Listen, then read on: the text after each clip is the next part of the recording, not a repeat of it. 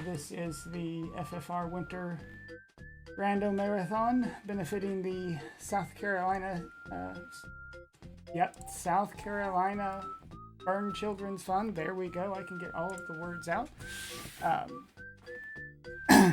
Up next, we have Sonny Rath's Paper Mario. I'm being attacked by a cat.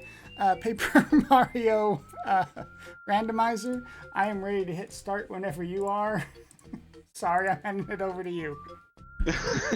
Well, first off, tell that cat to stop attacking you. But yeah, hi everybody. I am back once again. This time bringing Paper Mario Randomizer. The last few times I have run some relatively short games. I've run Dr. Mario 64. I've run Zelda 2 Randomizer. I've done Archipelago Shenanigans, all sorts of stuff. And this time around, it's Paper Mario, and it's Paper Mario 64 specifically. So I'll give a breakdown on the flags as we are going, because there's a lot, and I do mean a lot. So I'll give you a countdown in 3, 2, 1, go. Got it.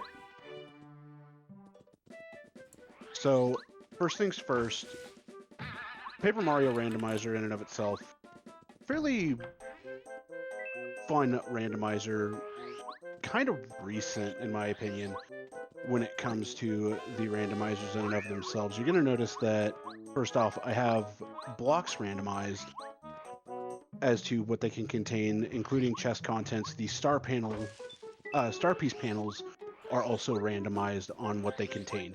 Something I haven't checked yet is how many party members I start with, and we've already got a pulse stone coming into play. And I will need to remember to equip Attack Effects F, because that is the current leader of that bid war. That bid war will be going until I defeat Hallway Bowser. Whatever we have at the end of Hallway Bowser will be the Attack Effects badge that I am stuck with. So we know we at least have Bombette. We picked up a bow upgrade, whom we have. So she is actually quite good, and that's it when it comes to our party members. The Yellowberry was also a key item, and we will be using that in Flower Fields. Tree items. Whenever you see any of those sparkles coming out of a tree, that is signifying that there's an item inside of them. Those are randomized as well as the random bush items that you can find throughout the world. Rough Shop also included in the randomization pool, and more checks from that will unlock as we progress through the chapters. The overworld coins also included in the randomization, but the most fun part is that I have my boot and hammer upgrades as well as my partner upgrades shuffled into the item pool, which is the only reason I start off with the Ultra Stone. I do have the blue house unlocked, which we will see very shortly, so there won't be any blue house skip. But there might actually be a fun trick that comes into play later that involves me going through the blue house. And with Bombette on my starting party, I technically have access to chapter 5 already. The way you say technically makes me sit here and go, but do we want to have access? No, we don't.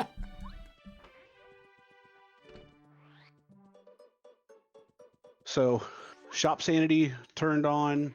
I pretty much have all sanities pretty much on because I love myself. And we picked up All or Nothing, which is a fantastic badge. Increases Mario's attack power by 1 as long as I hit the action command. Now, the cool thing about All or Nothing is that it stacks with a badge that we very well may see called Quake Bounce. And if we do, then that will increase its base damage and subsequent damage by 1. So we're just getting some opening checks out of the way here in Toad Town, and we happen to find the Boo Weight, which is going to be nice in Boo's Mansion if we don't get the Super or Ultra Boots. And since we have access to this, I might as well. So if you liked Toad Town's music the way it was before, it's about to change. I'm sorry. Say hello to Pink Shaggy. Pink Shaggy shows us the way to Shaggy's Toy Box, and we are going into Shaggy's Toy Box because there are a pretty good handful of checks in here. As you can tell immediately here in Blue Station, yeah, we've got a lot of good stuff, and we've already got Power Bounce as well. Holy moly! So we got Red Key, we got Volcano Vase, we got Power Bounce. See, Life Stream is always good to find. the last few times we've had really good stuff showing up. Super Boots. Last few times we've had good stuff showing up. The rest of the seed has been horrible, so I'm scared. I mean, it could be horrible. It could not be horrible. Oh wait, attack effects. Did I equip F? I don't.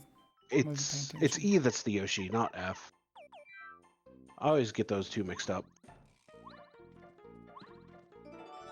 Oh my gosh. Okay, so this is pretty standard for the start of Paper Mario Seed, finding a bunch of key items very early on.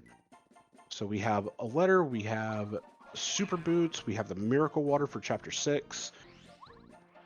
And speaking of Chapter 6, I do need to find all 4 of the magical seeds in order to access the chapter. So until we find all of those, we are locked out of it entirely.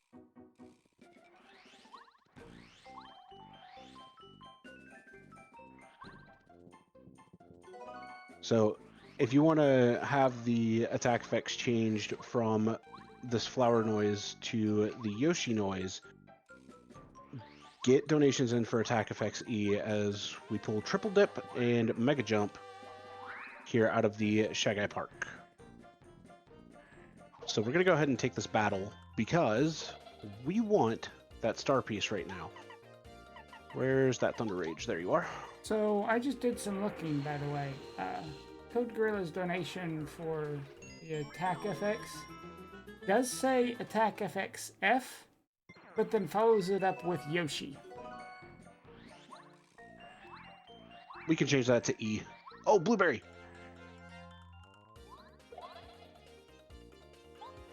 So yeah, I'm gonna assume they wanted the Yoshi sound effect. We're gonna switch it to E. Yeah.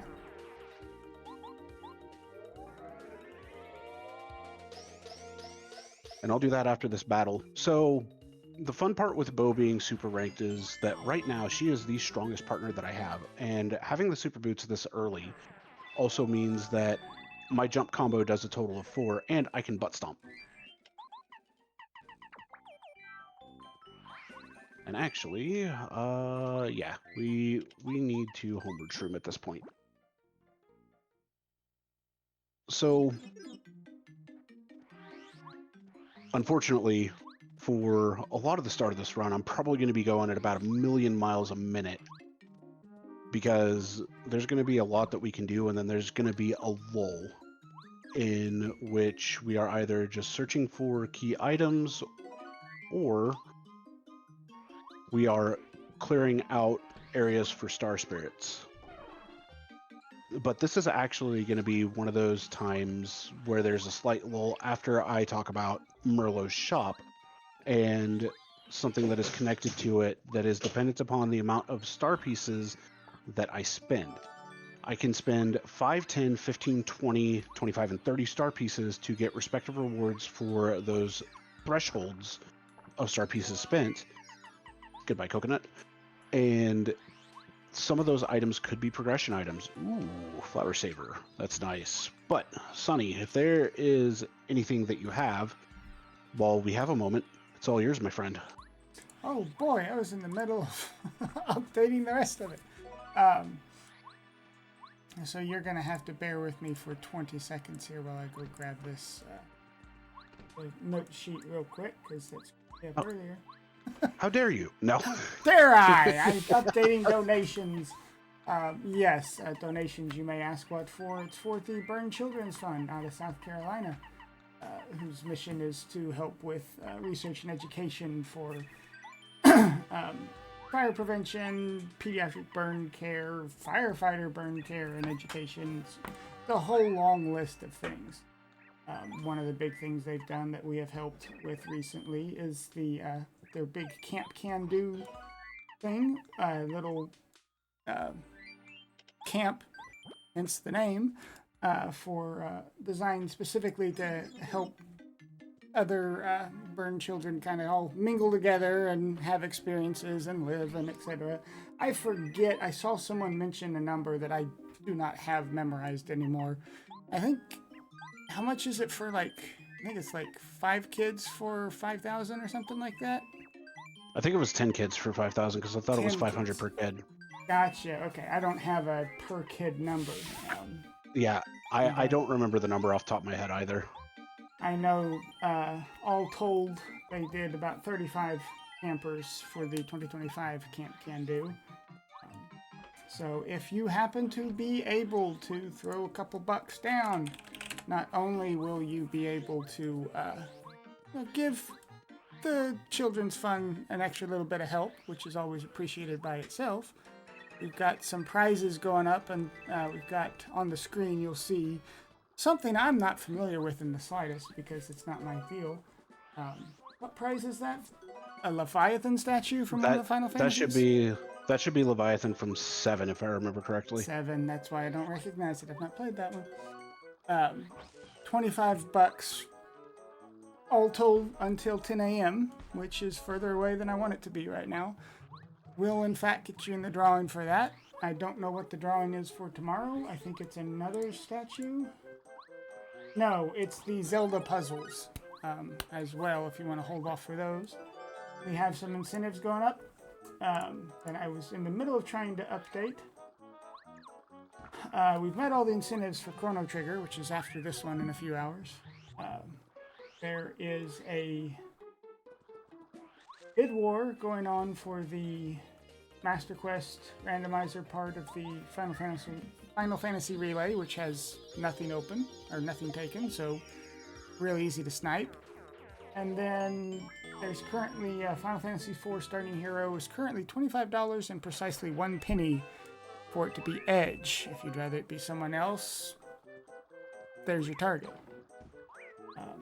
And then looks like we got some things later, like way later tomorrow, that I'm going to hold my breath on because my throat's starting to hurt. So back to you, Sonny. Appreciate it. So you may have noticed that I got a blocks that was sitting a bit higher than what normally would be reachable with the super boots. And that's because if you actually do a spin jump at the apex of your first jump, you can actually hit blocks that are just a bit out of reach. And there's going to be a trick coming up in, honestly, a bit at this point that I will be doing to really get some stuff that I shouldn't have access to. So we are actually going to go ahead and buy the star pieces, grab an extra Thunder Rage, because the Thunder Rages, they do 5 damage, and we got a Koopa Bros Fortress Key. That's nice. And a Paracarry upgrade. Alright. So we got Watt, Paracarry, Koopa Bros Fortress Key. Thunderbolt, 5 damage to a single enemy. Might prove to be useful. And a Honey Syrup, which is 5 FP Restoration. Now, normally from this fuzzy we would get Cooper's Shell, but instead we are getting a Magical Seed tonight. So that is 1 of 4. And on top of that, while we were talking about the charity, we did get Tasty's Frying Pan. And we will actually need that in order to progress if we do not find a cake in Chapter 4. Because the Gourmet Guy will be blocking our way to progress in Red Station to continue on to Green Station, so on and so forth. So this minigame is just watch the fuzzy with the item and hit the correct tree. Pretty easy minigame, all things considered, until this round.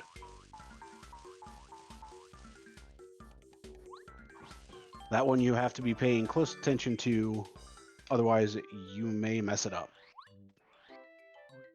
But after getting the item, we get into an obligatory battle.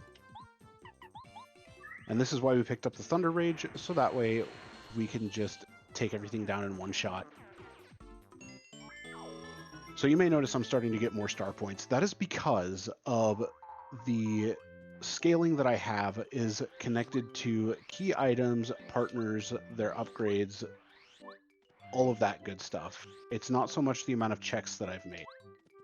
As we continue on and I get more key items, the enemies will scale higher and higher on their health range until they hit what their cap will be. And some of them actually max out at a decently high health value. So some of these fights actually could get a little scary, especially when we start looking at boss fights such as the Crystal King in Chapter 7, because not only does their HP increase, but also their damage that they deal. That will increase significantly as we continue on through the seed. So we are going to go ahead and buy this remaining star piece because I did see an Ultra Shroom for sale in Merlot's shop, and I do want to get that because I can just replenish 50 coins in my inventory with that alone.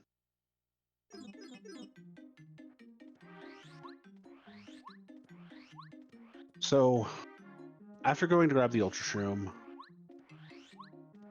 I think we're going to show off a little bit of a logic breaking trick. And if I go for this, I'm doing it 5 times in one room. So hopefully I can get it. If so, I have access to Shiver City, which is the city for Chapter 7, very, very early in this circumstance. On top of that, I have access to Mount Rugged because of starting with Bombette. There's the Ultra Shroom.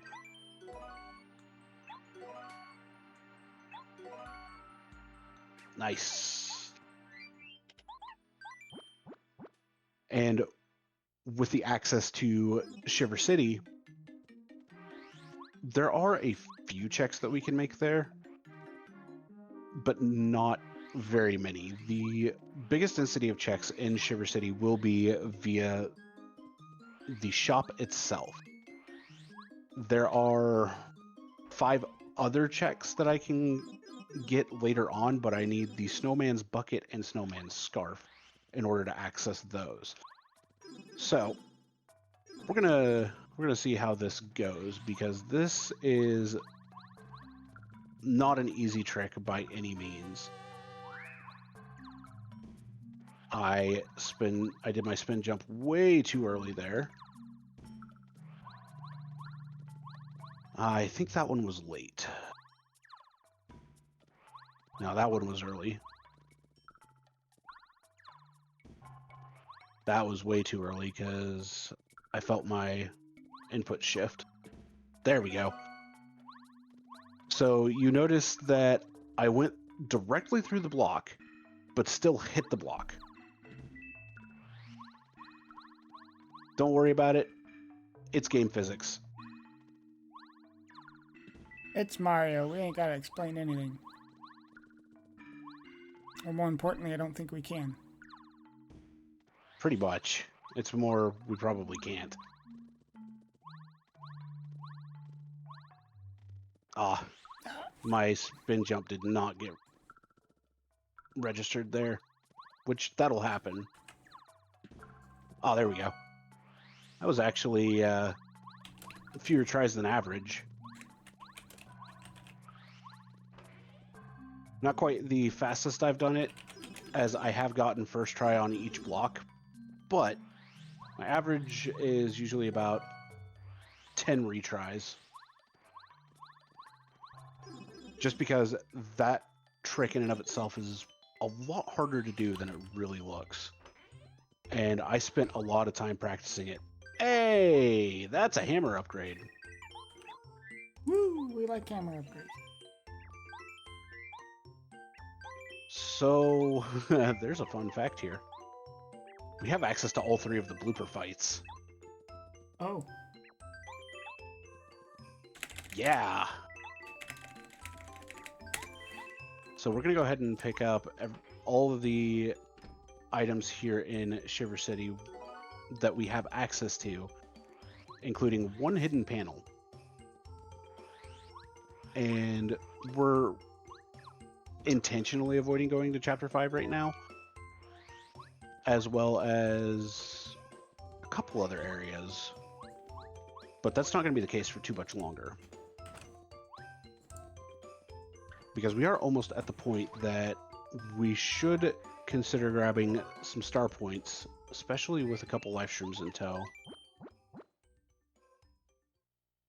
in order to get a few extra levels. So let me make sure okay, I have not been tracking my letters properly.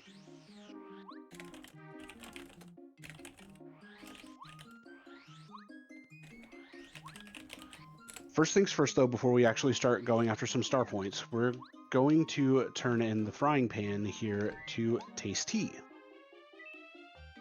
And get a coin for our troubles. Penny Seems for good. your frying pan? Pretty much. The next thing we are going to do is, now that we have that super hammer, we are first going to head off to the right here in Toad Town Tunnels. We're going to check these 2 blocks, and then we are going to immediately go back and go to the left.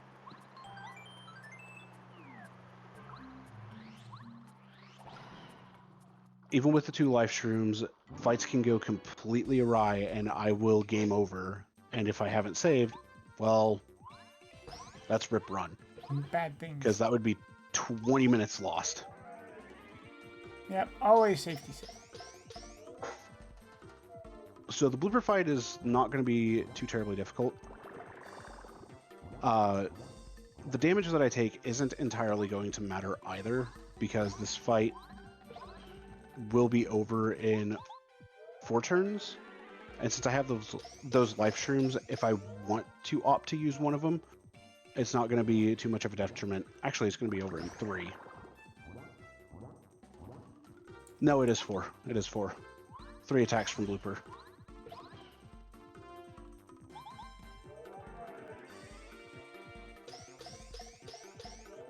So, all things considered, the first blooper fight is very easy.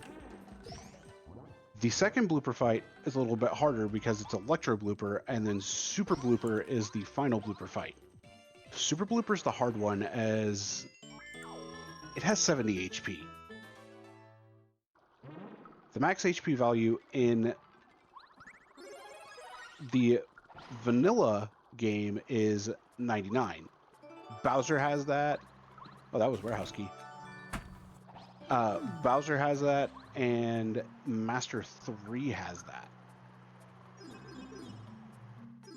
So they are both just health sponges.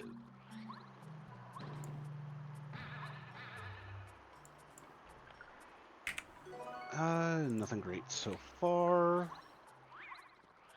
Dodge the encounters. Also, I should mention, I have I Spy on at all times, so that way I don't have to equip it and waste badge points on it. And Speedy Spin is always on.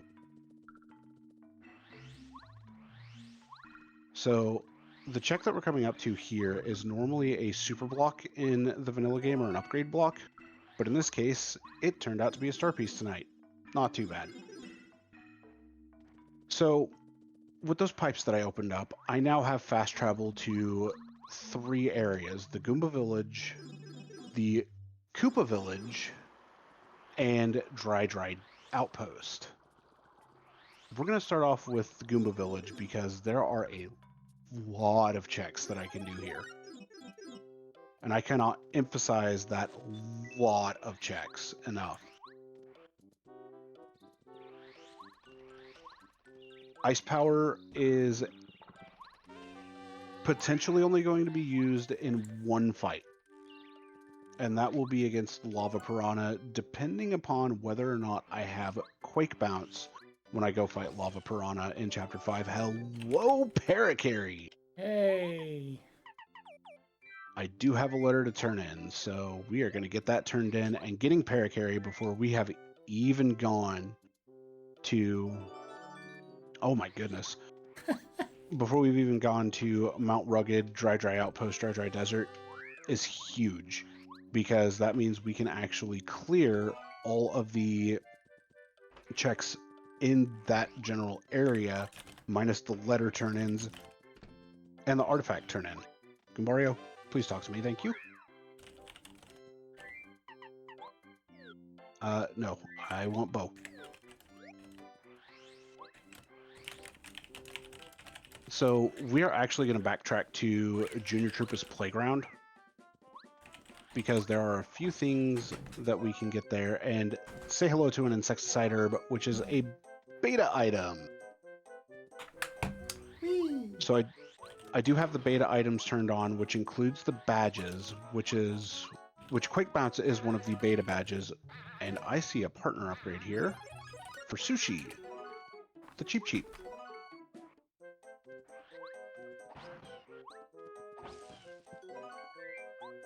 We'll toss the coconut, because honestly, we don't need that. Mark the upgrade for Sush. Hammer Throw, unfortunately not as powerful as it is in the 1,000-Year Door, because, yeah, it doesn't increase the damage that you deal when you throw your hammer at a flying enemy, whereas in 1,000-Year Door, if you use Hammer Throw on a flying enemy, it increases the damage dealt.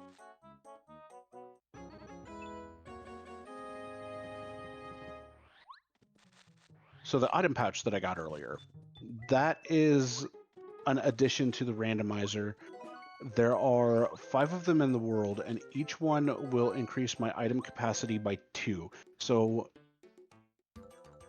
technically speaking, I can have strange sack capacity when I have all of the item pouches. Junior Trooper here, only having 20 HP, going to be a relatively easy fight. Just 3 jump combos, 2 full smacks, and he'll be down. And we will get our first level. With that said, Sonny, you want to guess what I'm leveling?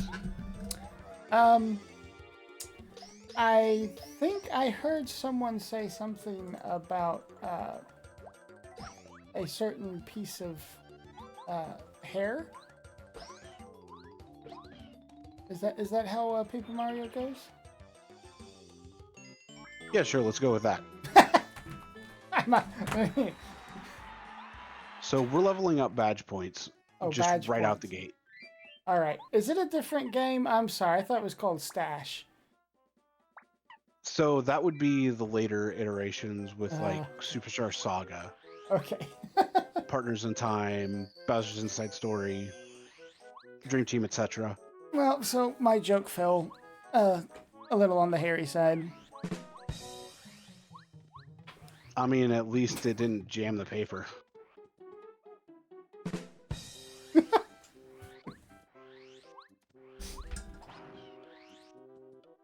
So we have actually completed the stuff inside the village. Oh my goodness, what am I getting?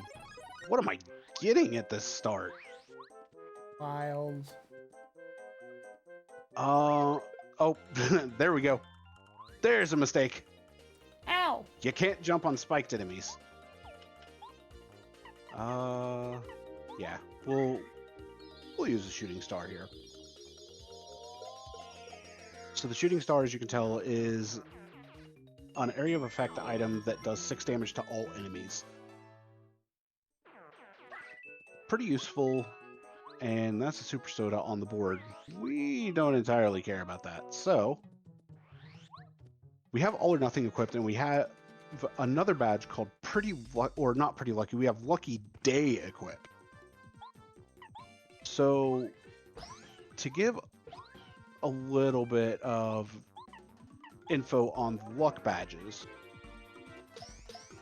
there are 3 different luck badges. There's Close Call, which only activates when you are in danger.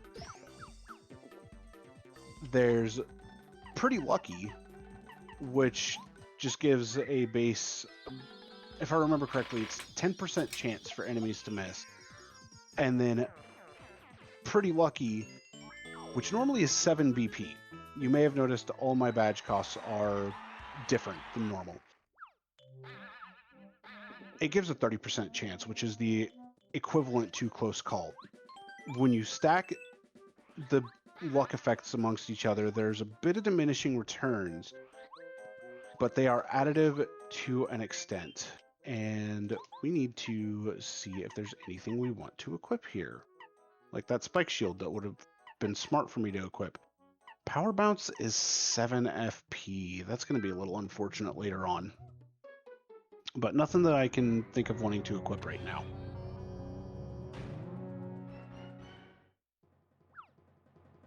So after defeating the red and blue Goombas, which in this case are red and blue, really. I'm just sitting here being like, they rolled vanilla. Wait a minute. That's weird. That's not supposed to be this way. We take on the Goomba King. Also, I could choose to not do inputs for the action command, but it's always fun to watch the enemies just spin in circles, and I missed that action command to block. And take 2 damage instead of 3, but that's fine.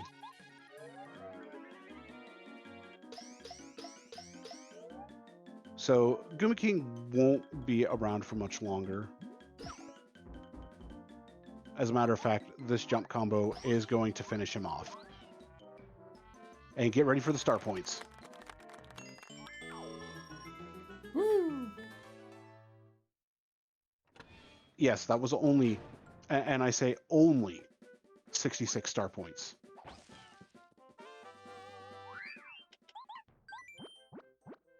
Okay, so we have options. We have a lot of options. We have more options than I'd like to admit. The upside and downside of a good start is sometimes you just have far too much to do. Mm-hmm.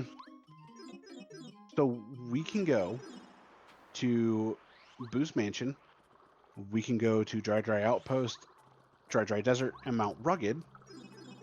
We could go fight Electro Blooper and make our way over to Yoshi's Island, as well as the Mount Lava region. But I'm going to make the check dense play in this circumstance. And making the check dense play was absolutely the right one, because that toy train is absolutely necessary to finish Chapter 4. On top of that, we get the Pyramid Stone here in the shop, and we have shooting stars for sale. We want to keep the Dizzy Dial. We can sell that. We don't really need the stopwatch. So first things first, we're going to buy the Diamond Stone, and then we're going to buy a Dried Shroom and a Dusty Hammer. This is required in order to go talk to Mustafa. I wanted to sell, so that way I could sell you back the Dried Shroom and Dusty Hammer. And normally that would net us the Pulse Stone. Well, that's not going to be the case here. Okay, shooting stars are 30 here. So we picked up Toy Train and we picked up the Diamond Stone. I guess I did forget to mention that Key Sanity is on. So the keys that you would normally find in places such as Tub of Blubba's Castle, Koopa Bros Fortress, the Crystal Palace keys, all those are shuffled into the item pool as well. And here is the mouse. The man, the mouse, the legend. Ooh. Giving us an item pouch. And every single one of my letter turn-ins are in Toad Town. Every single one of those are in Toad Town. That is not something that happens very often. So there are a lot of checks that are about to be coming while I comb the desert here. So there's going to be a lot of time for you to plug the charity, plug any upcoming incentives, Oh no, whatever I you have to do want my to job. do. But before I let you do that, we just picked up a really, really good badge, Power Rush. So when I'm in danger, that will increase my attack power by 2. Now, that doesn't sound like much, but you have to keep in mind with the jump combo, currently, I have +1 on each hit, making it 3 and 3. So +2 on top of that for each hit then turns it into 5, making my jump combo a 5-5 combo. Sonny, take it away. Hey. Well, there are currently no new donations at the moment. I have to double check my button is live updated, correct. But what might you be donating for? Well, it's for the Burn Children's Fund out of South Carolina. They do a whole bunch of things as far as providing funding for recovery of pediatric burn patients. They help with, families caught in a fire. They help provide basic needs and food, clothing, that good stuff. As well as preventative stuff as far as education and how to not have that happen if you have any power to it whatsoever. I'm going to mention again the big thing about Camp Can Do. We've already raised over 6,000 this trip, and you said a number earlier that I agreed that I read about earlier, and it's 10 kids for every 5,000 we raise, I believe. Yep. Sonny's got my back. Jay had to go for the night like he's some adult who had other things to do and a job and some nonsense. Okay, no comment, so I assume he's actually offline. Dang. Anyway, if you happen to be in a position to make a quick donation and assist with it, then, wonderful. If not, just showing up, hanging out, that helps as well. Sonny, I'm going to step AFK for about 20-30 minutes here. I got to go find me some food. I'll have some ears on if you need me, though. Yeah, no worries. So there wasn't much in the multi-coin blocks that would have been there if they weren't shuffled into the pool as well, which they are. And that's what the coin bags have been that you have seen me pick up as we've continued on. Also, I'm sorry, but because we got the pulse stone early, you're going to have to deal with listening to occasional beeps. Those won't last for very long, I promise. Because when I actually run into where I have to... What am I doing? When I run into where I have to place the pulse stone, it's immediately going to get thrown out of the inventory. So that pulsing sound will be gone. Don't worry. Snowman doll for 4 damage. Field wide is nice, but it's not going to do enough to defeat the Pokies.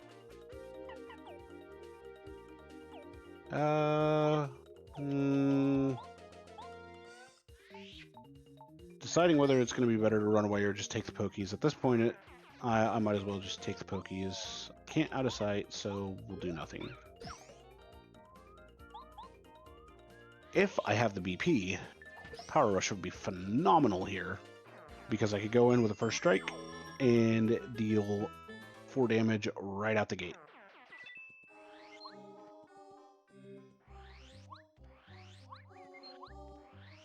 So there's going to be a lot of encounter avoidance that you're going to see, and then occasionally you'll just see me first strike an enemy because they run directly into my path.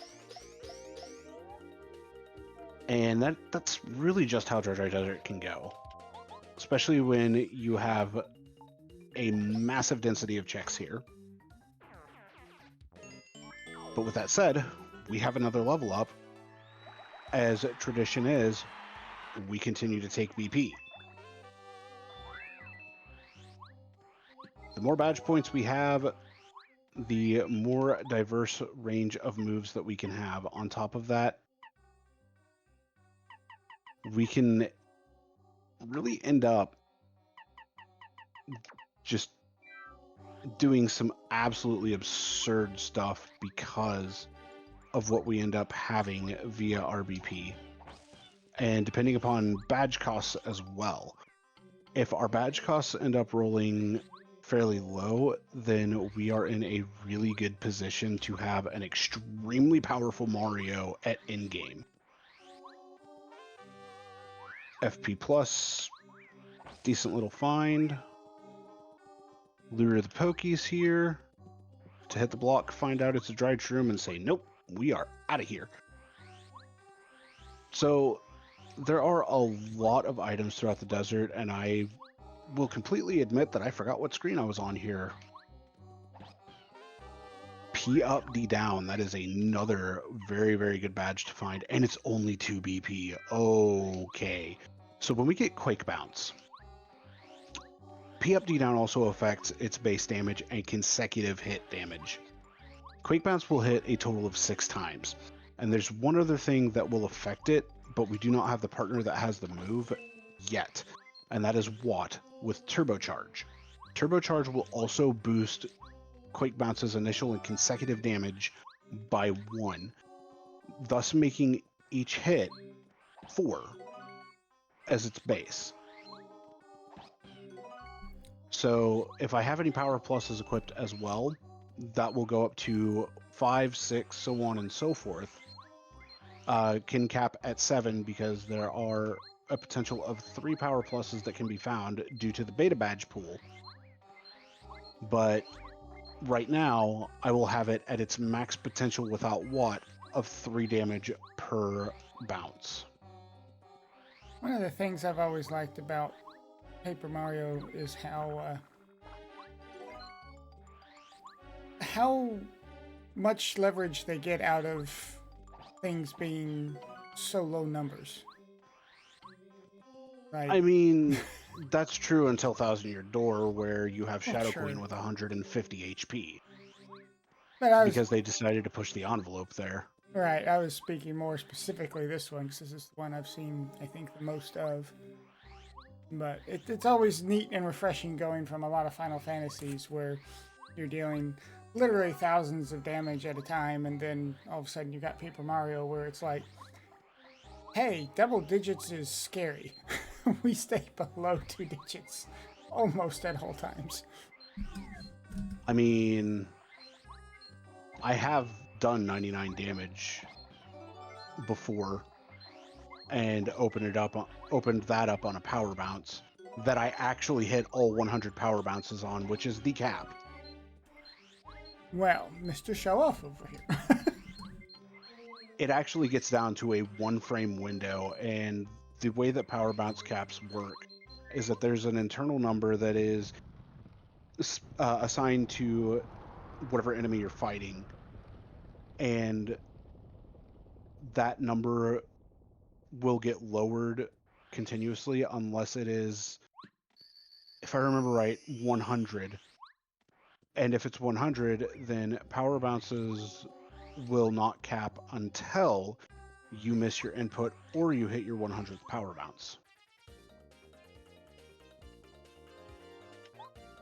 Okay, these guys have 6 HP now. Yeah, I can take them. Because I've got base 6 damage on my hammer.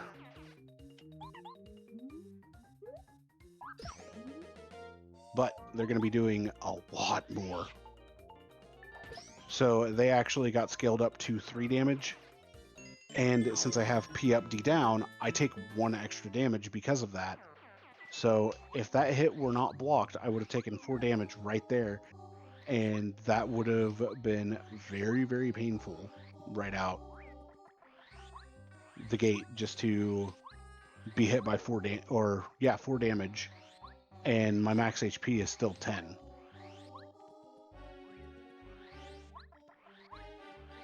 So we are towards the end of combing the desert. This is normally where attack effect C would be, but instead we have Bo at ultra rank.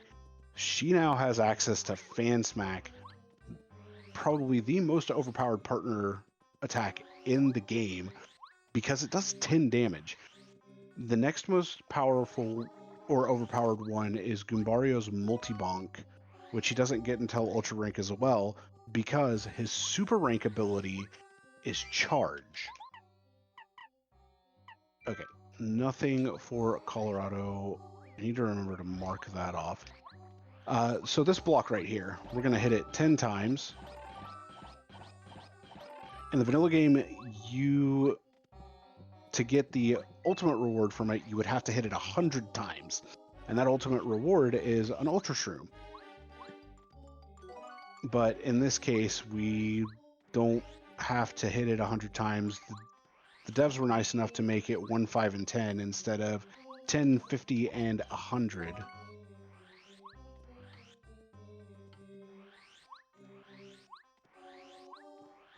All right, so we are now gonna head over to Mount Rugged, and we have a lot of stuff to check here in Mount Rugged. On top of that, we have a boss fight that's going to start pretty much immediately. Buzzer is an optional boss fight, but why have it be an optional boss fight? Why not make it required? For the children.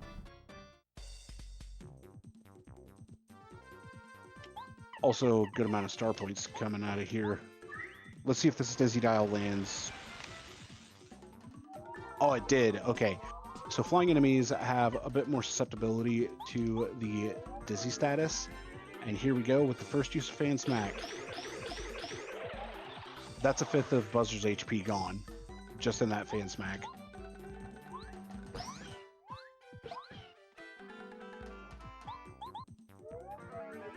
So thanks to All or Nothing as well as P up, D down, our jump combo is 4-4 or 8 damage, which is very significant right now. Especially considering that Buzzer's health pool is 50. We're going to be able to take her down on this turn before she even comes out of being dizzy. That was a very good dizzy land, yeah. It's a 70% chance to land, but RNG can RNG, and you get that 30% chance where it doesn't. It's 70% till you're in the marathon. And then it's either you do or you don't. Exactly, then it becomes true 50-50. So we are actually going to switch off of Bo for a little bit, and it's time for Paracarry to shine, because Paracarry can lift us over these gaps. Auto jump badge, I don't need that. I don't need to use FP to execute my action command. By the way, that's a beta badge as well.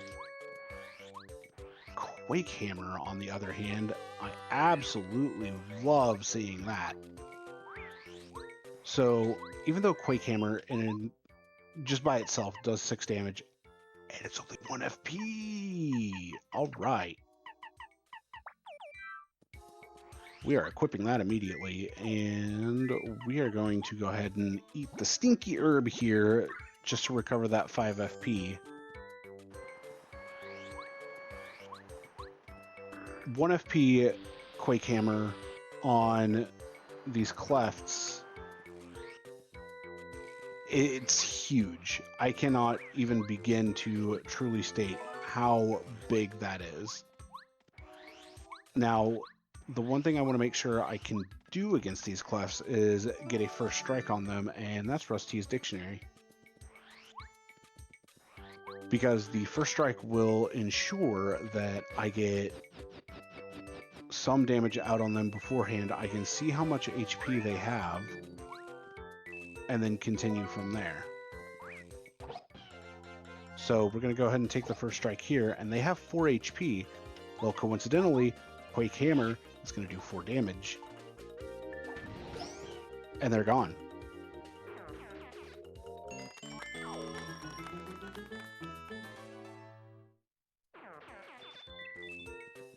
So, you know, we have talked about doing math here during this stream, or during this marathon in general, shall I say, not stream. And if you thought a lot of math has been done before, once I actually start getting into boss fights, as specifically the end of chapter boss fights, yeah, there's going to be a ton of math that I have to do, whether it's in my head or out loud.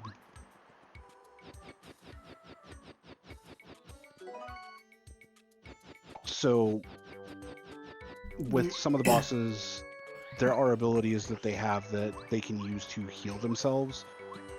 Or in the case of the Chapter 6 boss, there's an AI script. Oh boy. Yeah, it's fun. Memorizing the AI script for the Chapter 6 boss is not that bad. It's knowing where you are at all times in the AI script that's hard.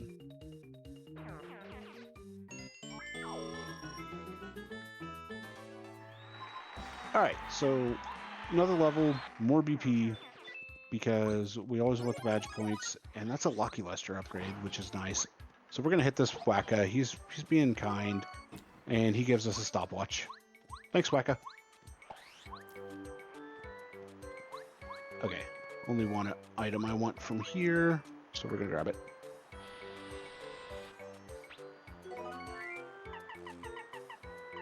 Goodbye, Yellowberry.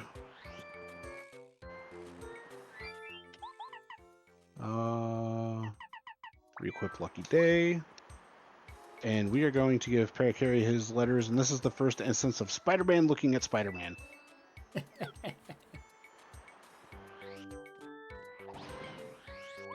There might be a few more of those. I like how Mario had to hold the letter out multiple times, too. Well, it was 3 different letters. Oh, okay. Oh, baby. Oh, baby, we are set now.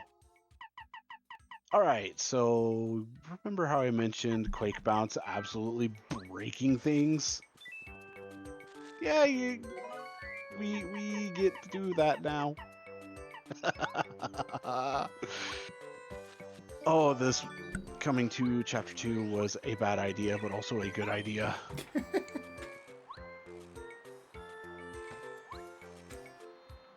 So we got the Jade Raven. No Tubba Castle keys yet, but that's fine.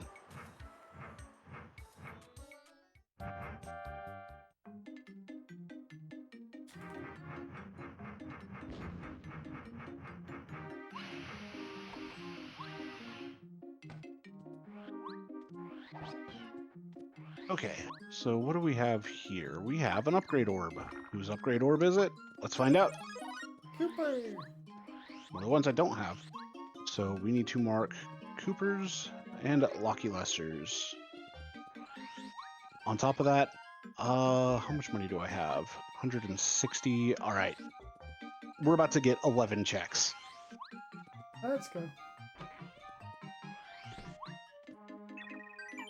When you find out how we're about to get said 11 checks, you're probably going to laugh.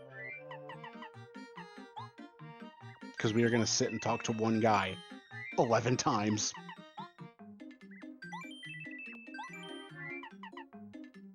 Thunder Rages, no longer really a concern.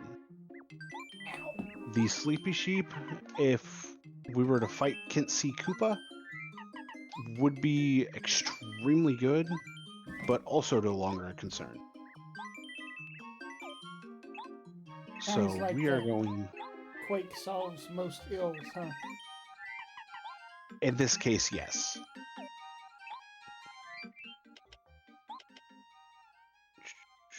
Okay, tracker looks good. Tracker looks good. So, we're going to go take out a few dark Koopas.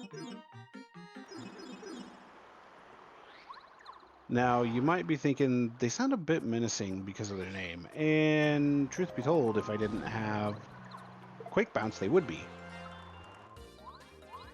But because I have Quake Bounce, they're not really going to be a problem.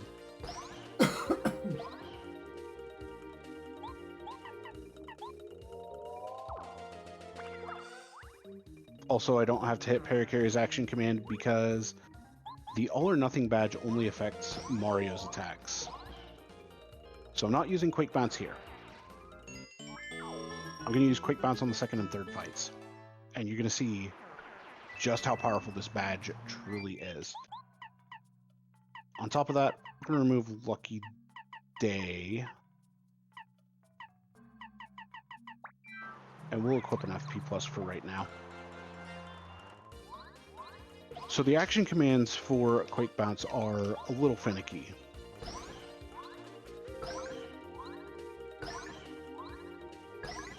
That's wild. Yeah.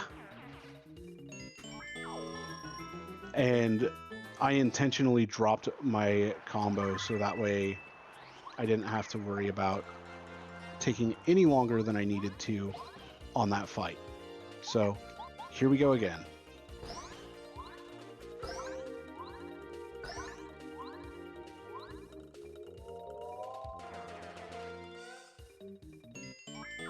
And there we go. That's another level. Also a lot of star points. Yeah.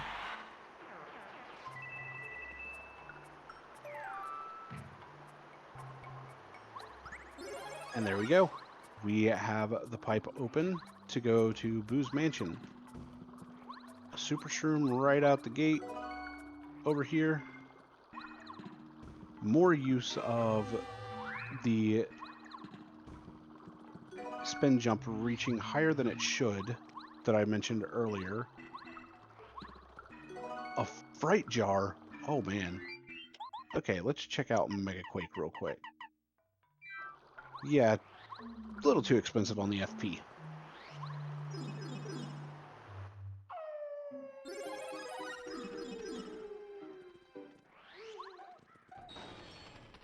So, with being able to come to Boo's Mansion, we actually have the ability to head into Gusty Gulch as well and get quite a few checks, as well as get the lower floor of Tubba castle done.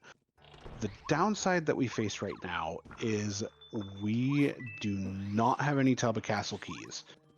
And there is a section later on that has 6 item checks in it because it would normally be 6 coins.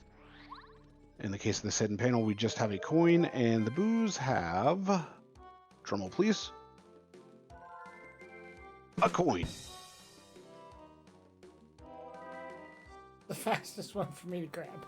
And I think it fit. I mean, in this case, they got jokes, so it totally fit. So we do have to watch the cutscene of the item getting shuffled amongst the Boos, but we don't actually have to play the minigame. Hi, guys. Also, I never checked Chet Repo. Because Quake Bounce made me go, oh yeah, I can do this very easily. So, I'm actually going to Homeward Shroom do that. And then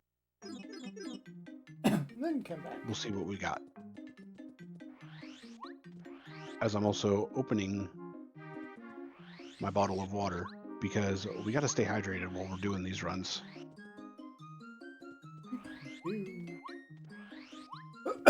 Also, gotta stay awake. I am on the verge of taking a cat nap, it feels like. Absolutely understandable. All If right. I don't respond or something, you'll know what happened to me.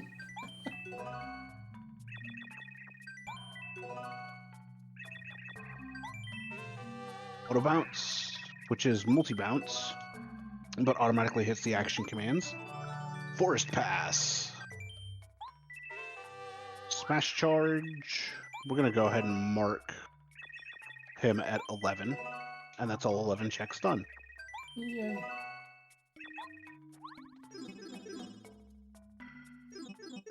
So we only got one key item, and it was the Forest Pass, which, funnily enough, allows us access to Forever Forest, which allows us access to Boo's Mansion.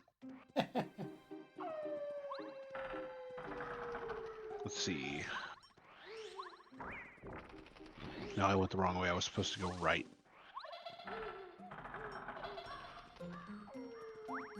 Actually, it doesn't matter on the first one. It's this one on where it starts to matter. And so I want to go in specific directions here in Forever Forest, as it is a maze. And if I go the wrong direction, I get sent back to the start. So it's very, very much like Lost Wood. This is the Bubble Room with Super Jump Charge. That's nice.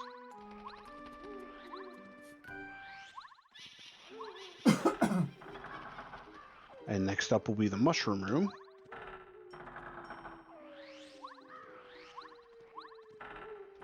So we are actually taking a different path to go to the Beehive Room, named because of that beehive right there. Makes sense. The seat is free. The seat is so free. It really is.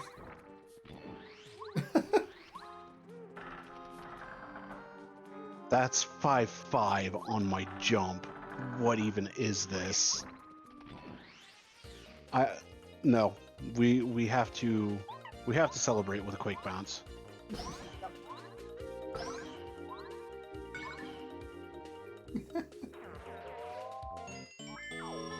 Holy moly, what is this seed right now?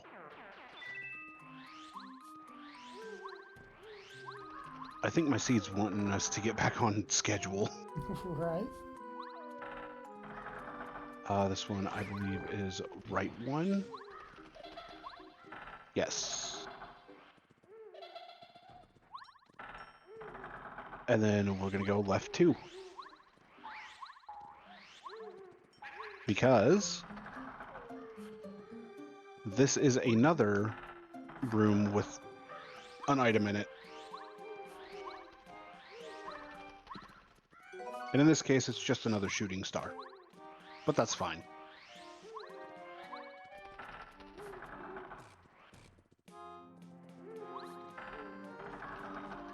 We go left one more. There's the sign. This would say, visitors for Boo's Mansion exit the forest this way. We have exited the forest this way. Nondescript, mind you. And now we're actually going to hit the rest of Boo's Mansion here before we head on over to Gusty Gulch.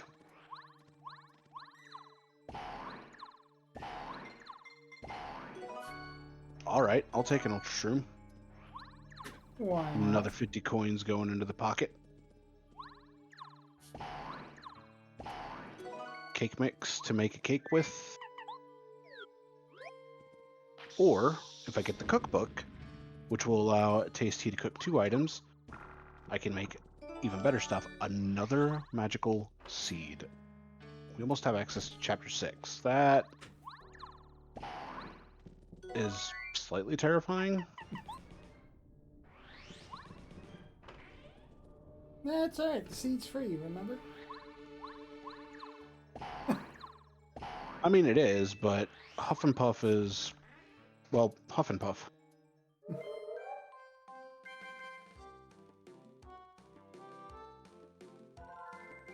Both Boo mini games being coins, I can live it. I can live with that.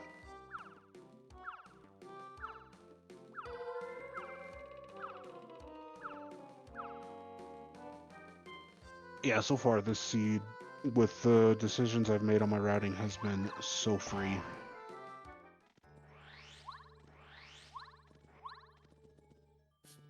You're joking. Another one.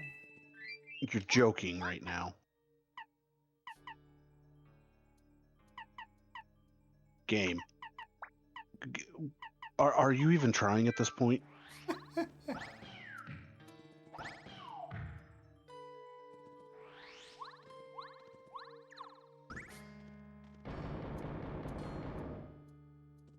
So we're gonna make that staircase. I don't even have words right now.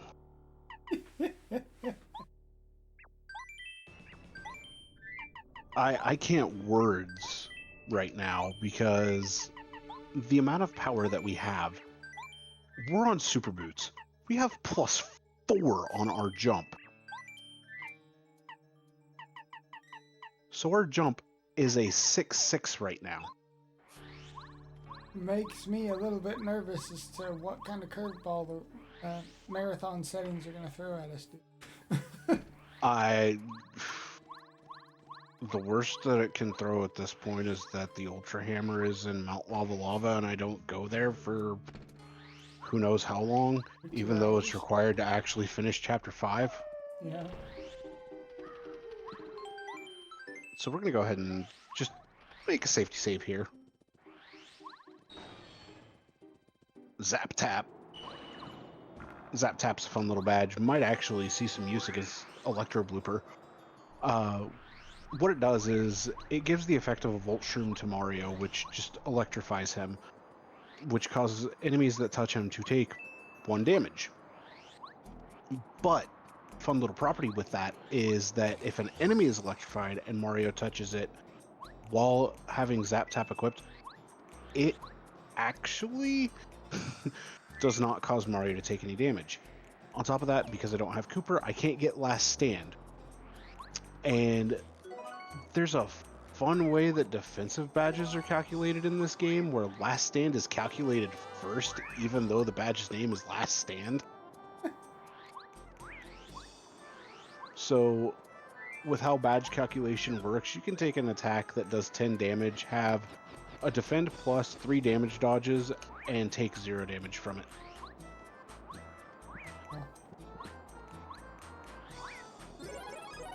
Hey, Lucky Lester is ultra ranked.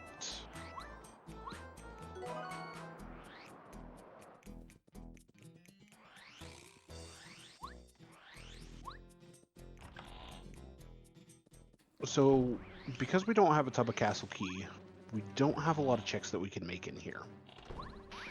What checks we do have are relatively quick ones, and some actually will come into play later on. There is actually one coming up very soon that comes into play later on, because we have to drop from the 2nd floor onto a table in order to get the item, which in this case is a star piece. So not something that is necessarily urgent.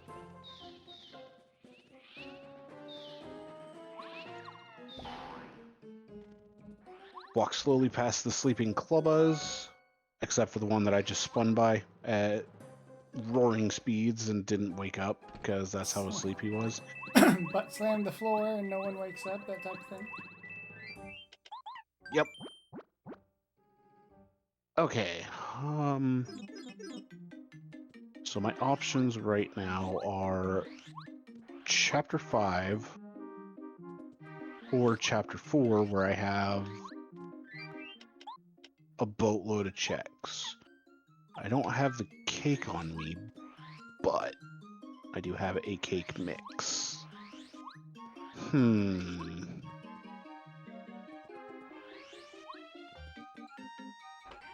I think I know what I'm doing. first off, we're going to stop by Harry's shop. We're going to clean up our inventory a bit again. The worst boss of any video game. The inventory boss. Yep. Also, we have an unbelievable amount of repel gels, so I don't need to really hoard these suckers anymore.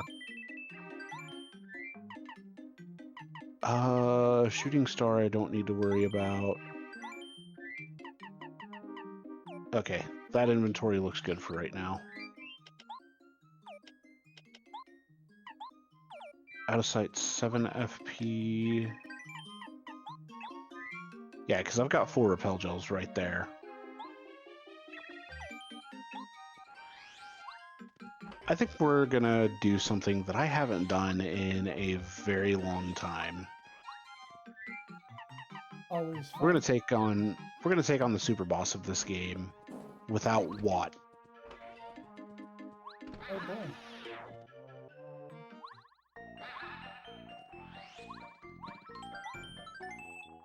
Actually, before I do that,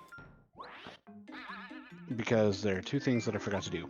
1, I need to throw the toy train. 2, I need to get the cake. Oh, yeah. Kinda need that. And I'm pretty sure.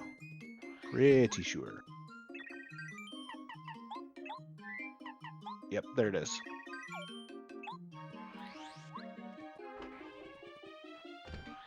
Because we need this cake in order to progress in Chapter 4. Now, the super boss of this game, if you have played it, you know, is the anti-guy. It does 10 damage on its normal attack, 12 damage on its jump attack. Except I take 1 extra damage from every single attack. So, as you can guess, there's a slight bit of problem with my math. A little bit. That's where these repel gels are going to come into play. On top of that, we're going to open up with a fan smack.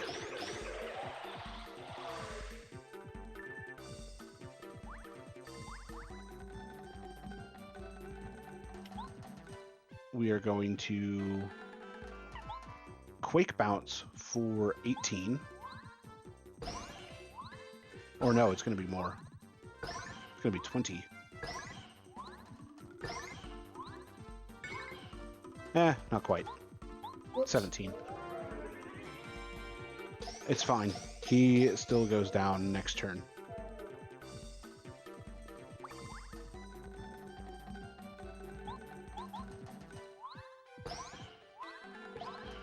Jump combo for 12 and 1 more smack for 6, making it 18 damage. Very That's good. the of anti-guy.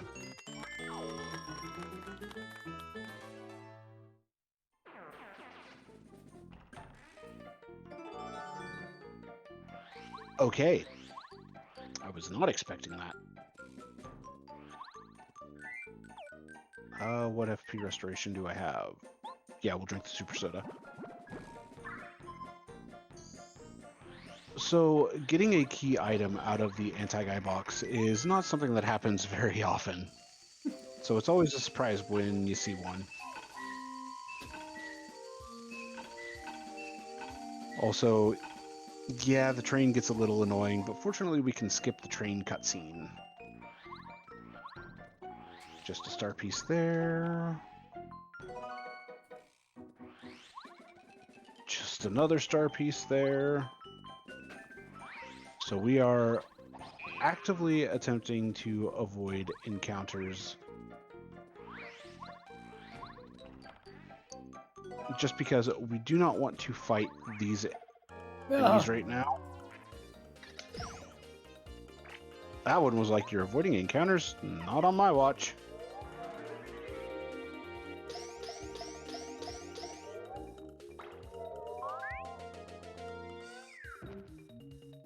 All right.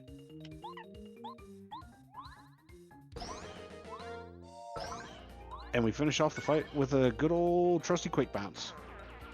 Wish. I don't know Oh, I was about to say, and by the way, we level BP again.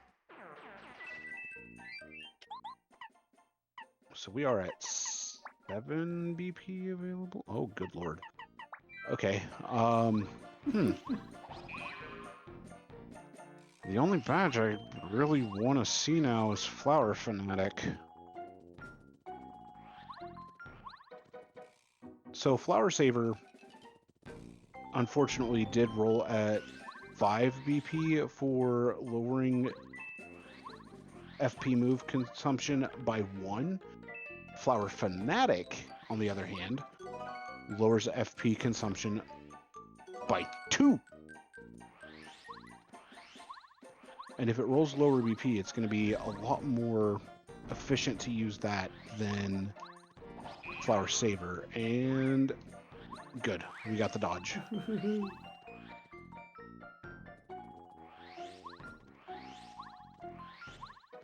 I'm gonna. So yeah. Nope, sorry. I got nothing. I was gonna say I'm gonna move across the room to stretch out and rest my eyes a little bit so I can stay awake longer. I was about to say, before you go take a break, look at this guy. Num num num. Bye. Don't forget to write. I mean, he did. He did write. It's an item pouch. One. Ah. So, I actually accomplished what I was trying to do, which was avoid the disco guy.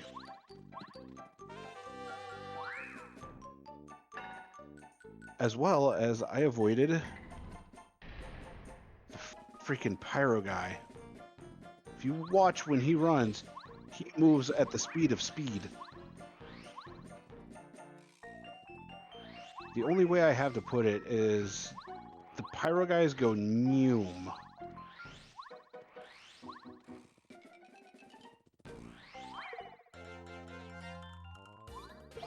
Unintentional encounter, but that's fine. And that's because I did not hold either upright or downright on my analog stick in order to just spin around this.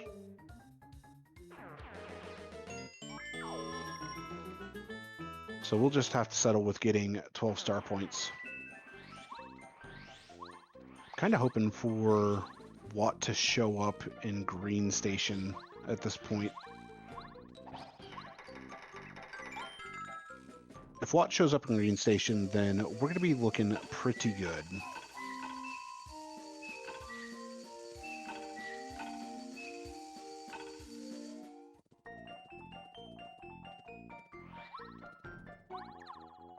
So here's the opposite of P up, D down, P down, D up.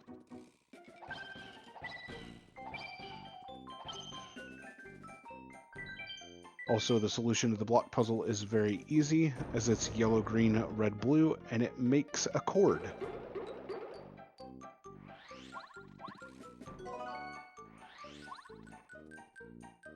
Alright, what do we have? A whole bunch of nothing on the first conveyor. We'll take Happy Flower. You have the Crystal Berry. I want that.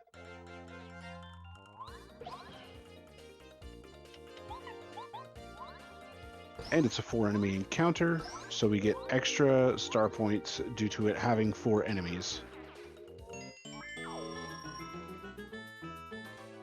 It'll always be 2 extra star points than what they would normally yield. So the Crystal Berry is technically an optional key item, but it is going to be used in Chapter 6. We get an Ultra Shroom, another Life Shroom, and we'll pick up the Star Piece for good measure.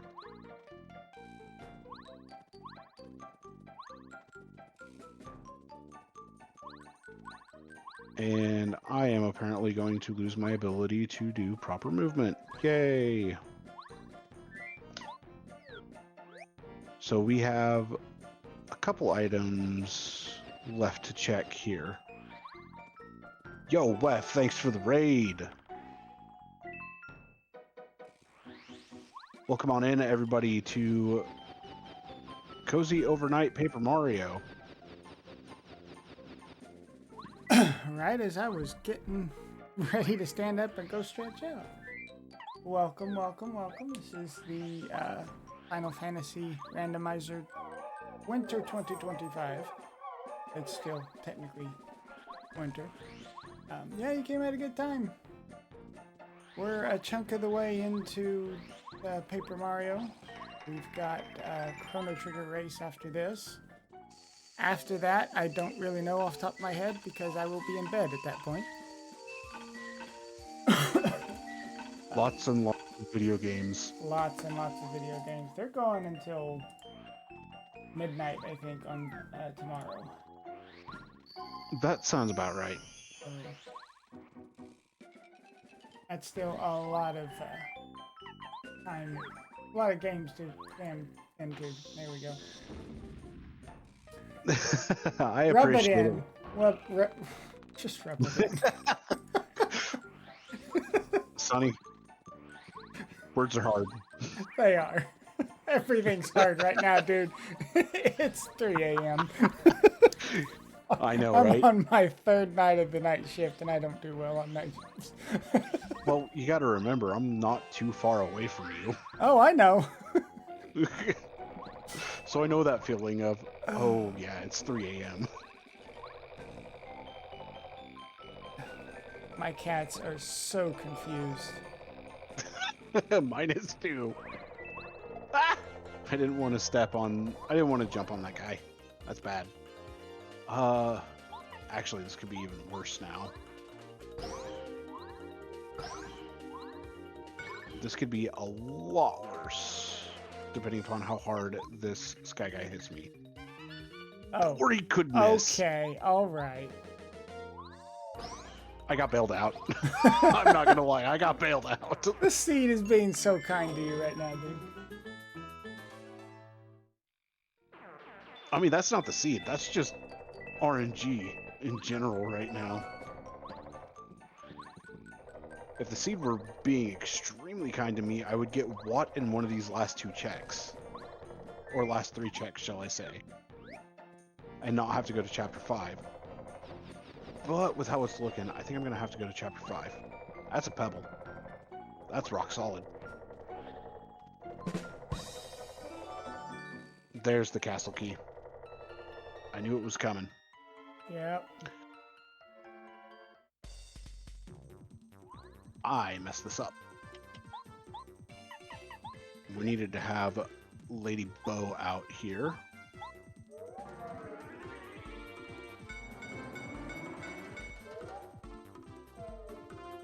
And chances are we're actually going to end up using a live stream on this fight. Because the Lantern Ghost will actually be able to hit decently hard. So if we do have to use a live stream, then so be it.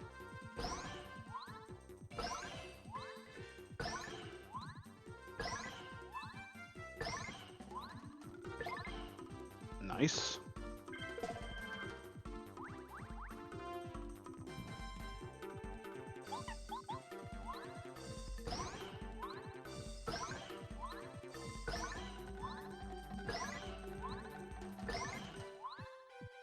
Beautiful. Easy. Okay. You were worried. It's easy to drop the Quake Bounce combo. Yeah.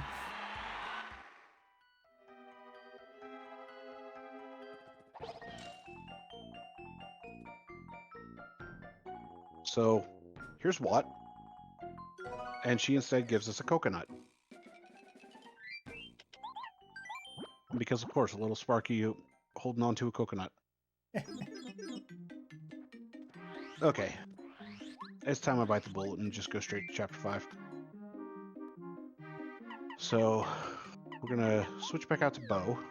I'm going to be listening from the comfy couch for a little bit. Yeah, by all means, go for it. Get yourself relaxed and get some rest going. Actually, before I forget, we have letters to turn in. Since we are here in Toad Town, let's actually get these letters turned in, get the dictionary turned in, all that good stuff. HP Drain is a badge that can save you in a pinch.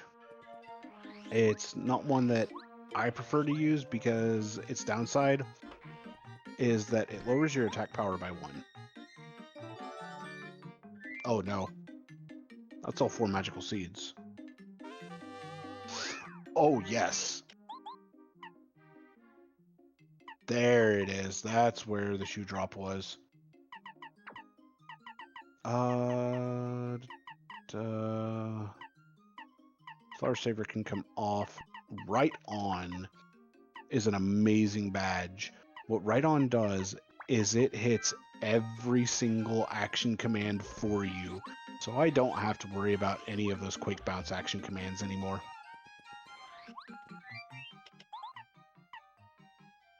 Okay, so Feisty, Dainty, Merlot. It's extremely broken. Like, you will soon see how broken it is.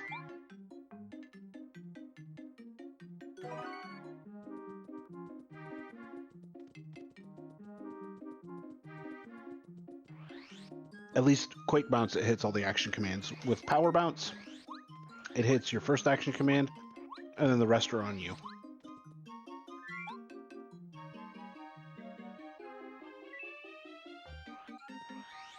Okay, let's go turn in the letter to Merlot. And then...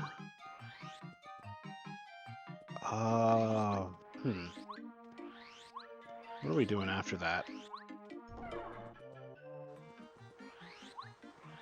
Yeah, I think we need to go to Chapter 5 at this point. We'll go to Chapter 5 after that. Because technically the Super Hammer is still out of logic. And that's because we actually got it early after getting the Super Boots by hitting all of those blocks, as logic actually dictates that you need the Ultra Boots to hit the blocks to make the pathway to get to Shiver City. But because that was done out of logic, currently I don't have any logical access to Chapter 7, therefore making my Super Hammer out of logic.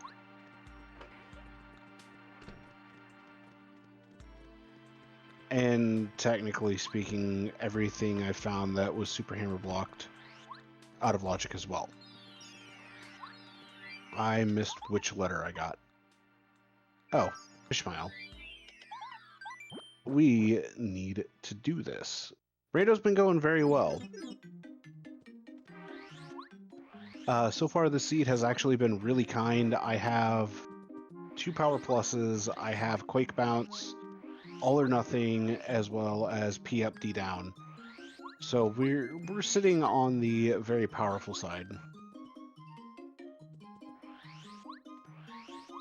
I mean, I'm about as far out of logic as I can get right now. If I had Sushi, I could go even farther out of logic.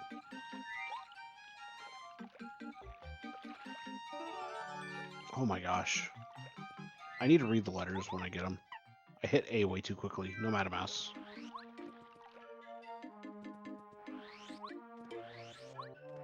Alright, so now has come the time that we must venture off to Yoshi's Island. We've had this open pretty much from the start. Dude, Cooper skip. I love it.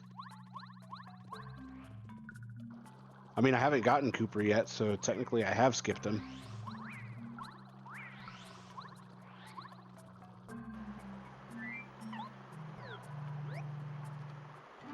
Alright, so we have Electro Blooper.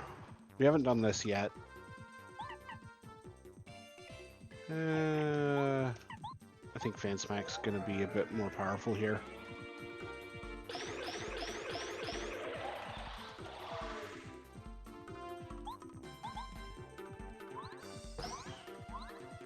So, taking on Electro Blooper is no big deal at this point.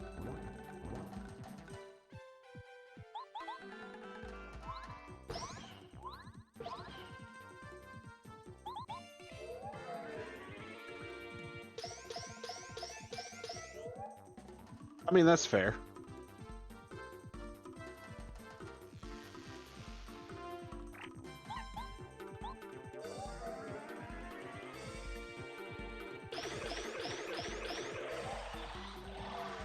All right, there's Electro Blooper gone as well.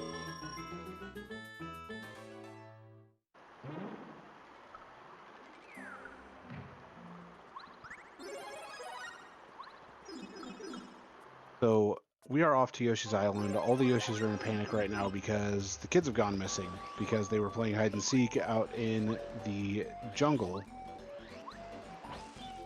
But we kind of can't get them just yet. We need both Watt and Sushi in order to get them. We still have not found either. Sushi would open up a lot of checks here, though.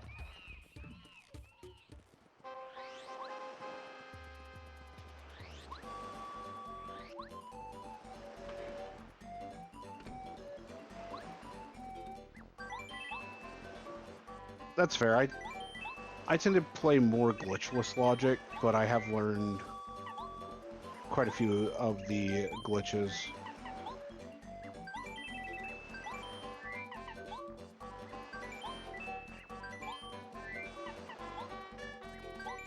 Because I'm trying to stick more towards the glitchless logic.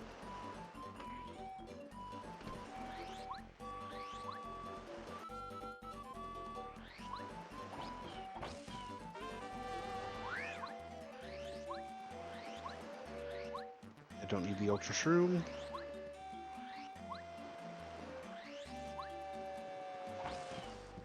Alright, there's the Moonstone, so we have all three of the stones for Chapter 2. Red Berry as well. Don't care about the coins. Don't care about a Tasty Tonic. We do, however, care about the Castle Key. Oh my goodness. Don't care about the Mystery Note. Excuse me, thank you. Except we're going to grab it anyway, just because it does increase the scaling.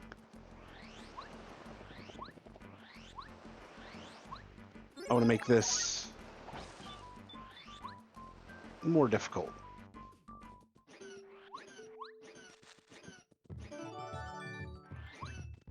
Also, if Red Yoshi Kid has anything on him, then with the logic set to be more towards glitchless, it completely screws me.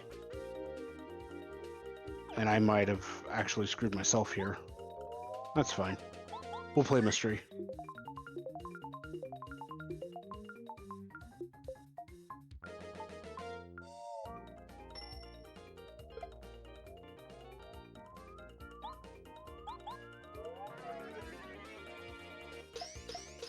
We're fine. We'll be fine.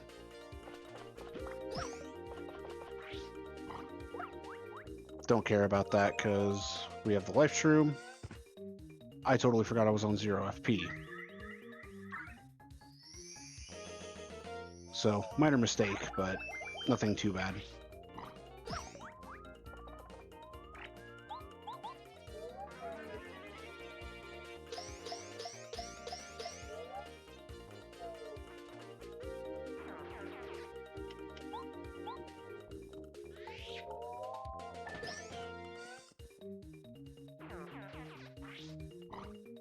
I mean, it's understandable.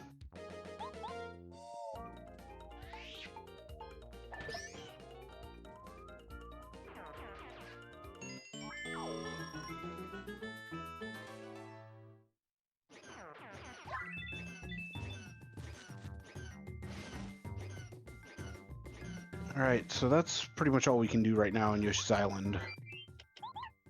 So we are going to bounce back over to probably Chapter 2 at this point, because we've got a few letters to turn in over there. We do have Chapter 6 access as well, so yeah. Chapter 1, Chapter 2, Koopa Village, Koopa Village. We got a letter to turn in Boo's Mansion.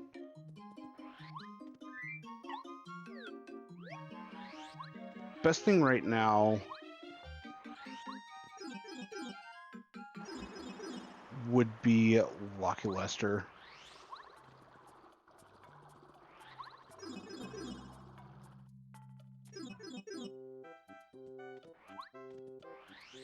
I believe the letter was for Goompa. Then I've got the letters for Coover. Just another red berry. A little unfortunate. Not what we wanted to see, but it's fine.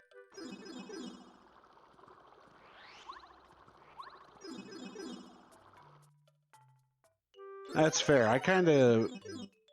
I'll be completely honest. I picked this up on a whim, and I totally forgot to turn in the dolly to Goombaria. And I've been enjoying it ever since I picked it up on said whim.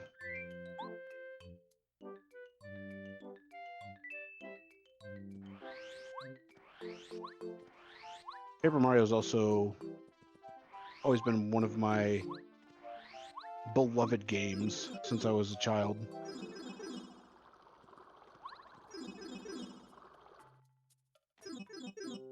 Okay, don't forget to turn in the dolly. Whack-a-bomb's okay.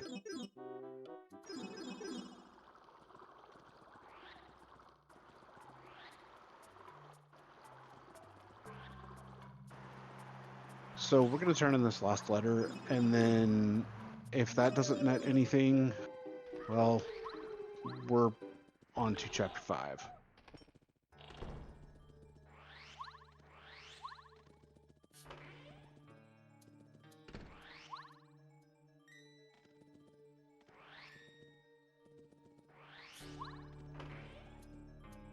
Or not Chapter 5, we're on to Chapter 6. We're going to go to Flower Fields.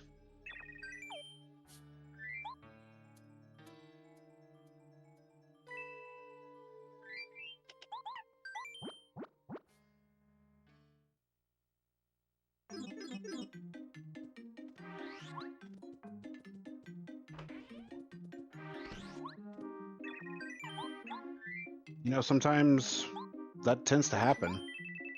I watch times where we've had lulls even in Final Fantasy Randomizer for tournaments.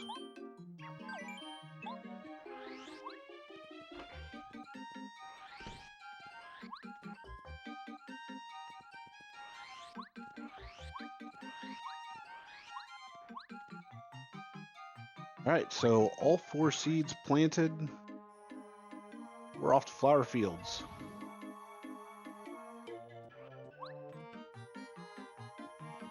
And without Lucky Lester, it's a little unfortunate because we can't do some of the stuff that I would normally do on the first visit. I wish you luck in the bracket stage. If you're in it. If you're in brackets, that is. What am I doing? That one first, and then that one. Avoid the bazap. Very nice. Yeah. I wish you luck. Mailbag and Bubbleberry. Okay. Yeah, sure. Let's go with that. Thanks, Flower Fields.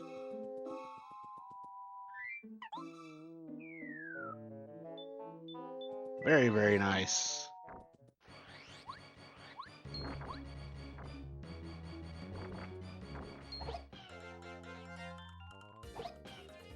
So unfortunately, these moles are eating at Petunia's roots, so we have to take them all down. So we're just going to do it.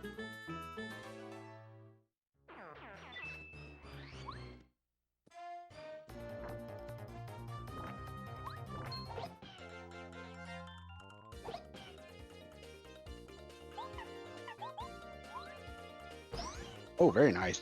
Very, very nice.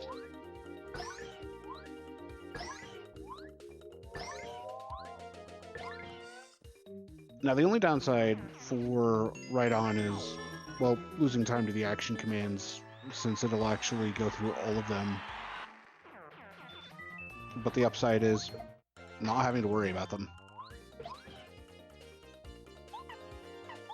I hate quick bouncing in the super boots, but also with playing beta badges on, this is more just to show off the game. Or show off the randomizer and what all it has.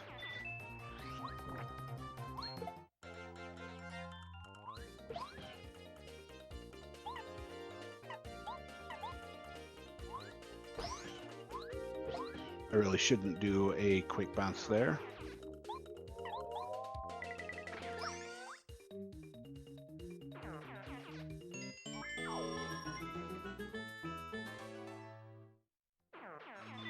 Jump into a shell shot is more than enough.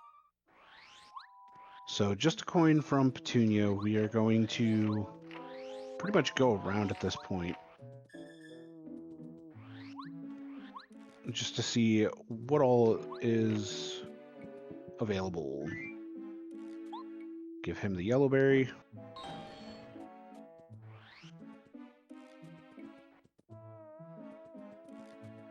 Go ahead and pick up that honey syrup. Quaff that.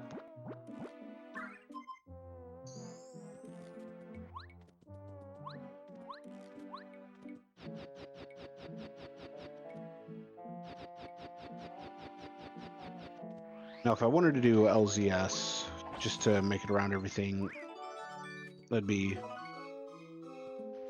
fun. But we got what?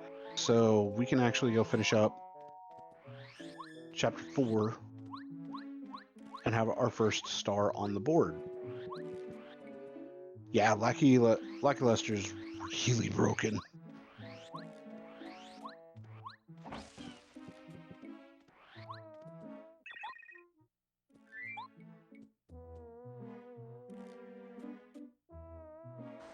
Yeah, and I'm not consistent with LZS.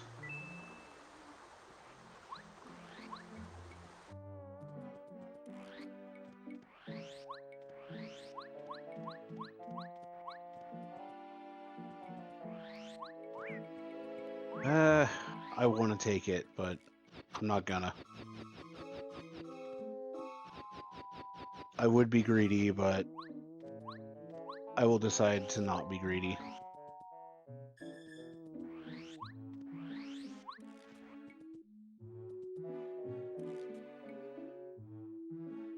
Sorry, I've got a cat trying to get himself into trouble, which is to be expected from cats.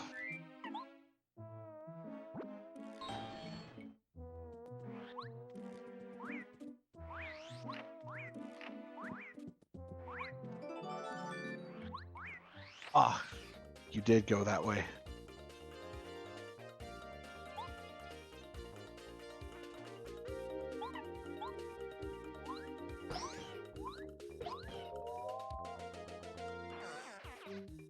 I can agree with that.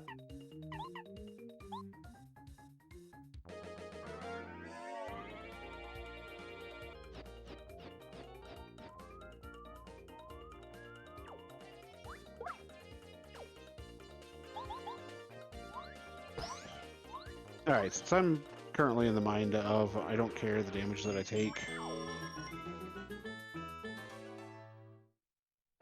that 5 HP is not that bad. Multi-bounce can be useful.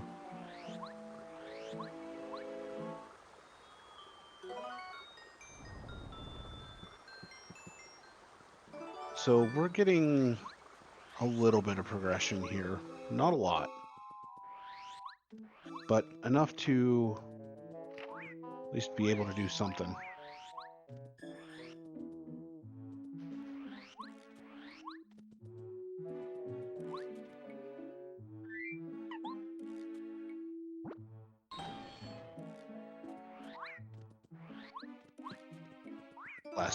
Item pouch. Don't care about power jump. And we're going to go into one of the mini boss fights here.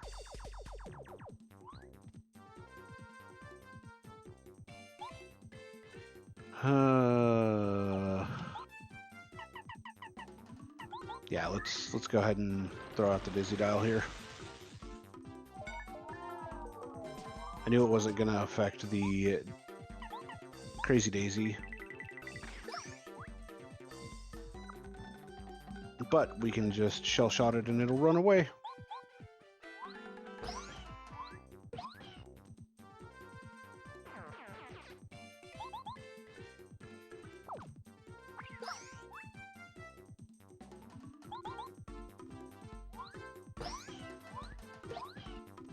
Fun fact, I've actually always had issues with the Ultra Hammer Skip. I tend to soft lock myself more often than not.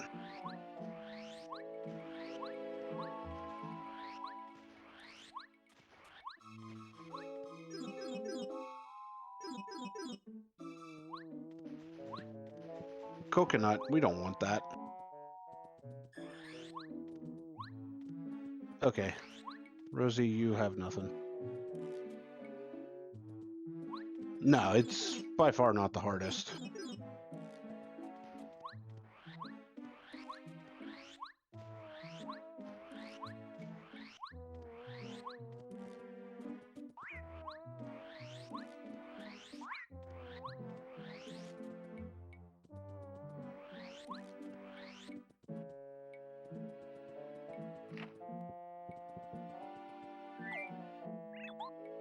I didn't mean to hit B.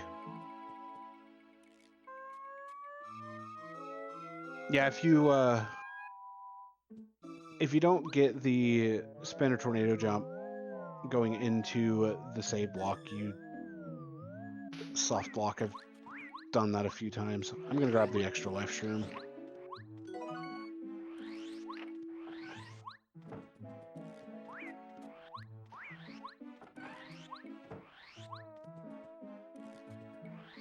What do we have down here?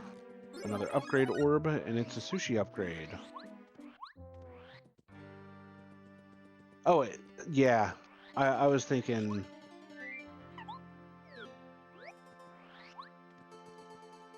I was thinking that was the Ultra Hammer Skip that you were talking about.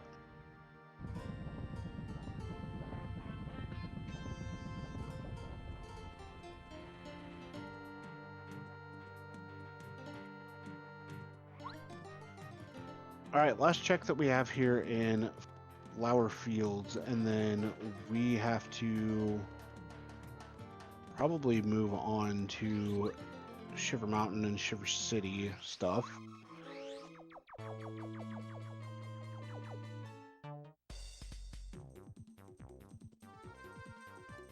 I totally forgot about that.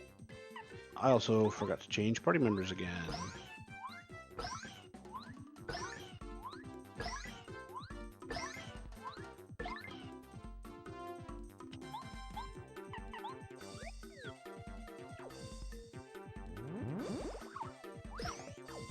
Nice. Okay, yeah, we are more than good on items right now.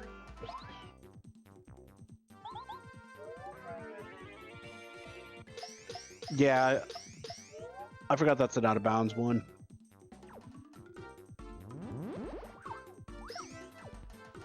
We'll go ahead and take the life shroom use here, and then just finish off Lucky Lester on this turn.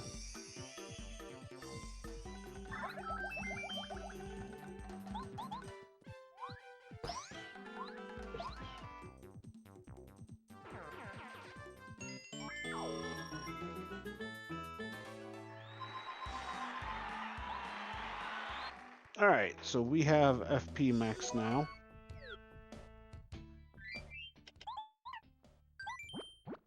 And we're going to go ahead and finish out Chapter 4 here. I need to make sure I've kept my tracker up to date, which I believe I have, excluding the second tub of castle key.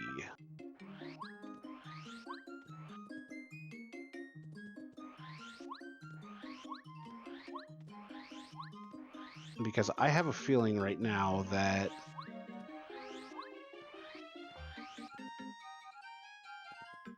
clearing Shy Guy's toy box, getting our first Star Spirit, and the next set of purchases available from Ralph is what we need to do.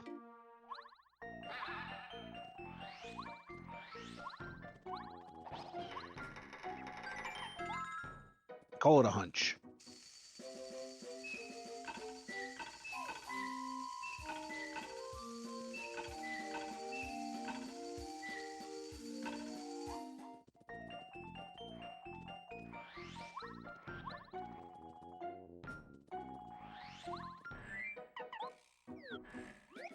Alright, so we will switch to Blot here. We are going to equip one of the Flower Savers.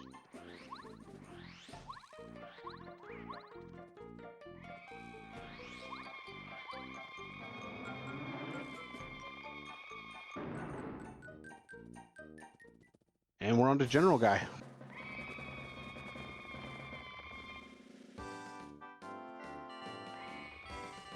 So General Guy is a multi-phase fight. Not too terribly difficult, just long.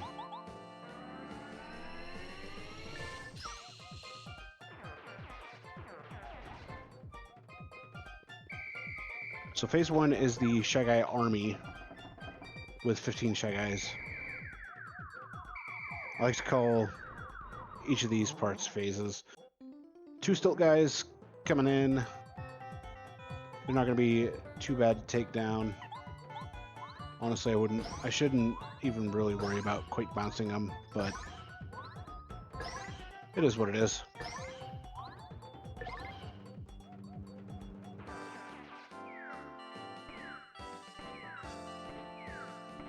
And then we'll get 2 Shy Stacks.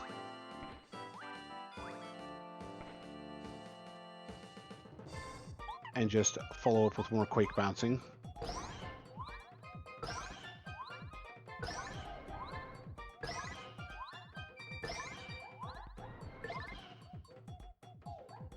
And finally, General Guy and his light bulb.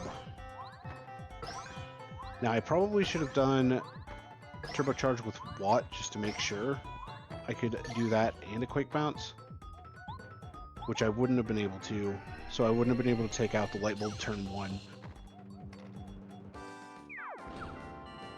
But we're going to be fine because General Guy is going to go down relatively easily.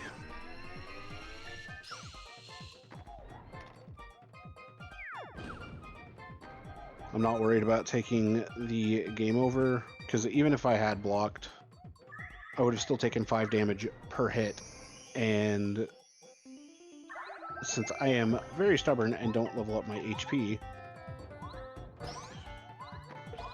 I will abuse the life shrooms.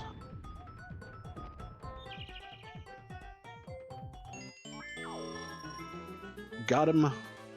Might as well use them, especially while it's still early on. Exactly.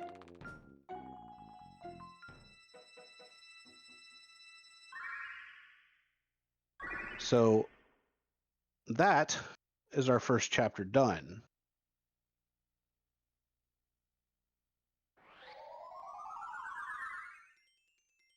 Oh yeah. I mean, if it's the only thing I have remaining, then I'm going to level it.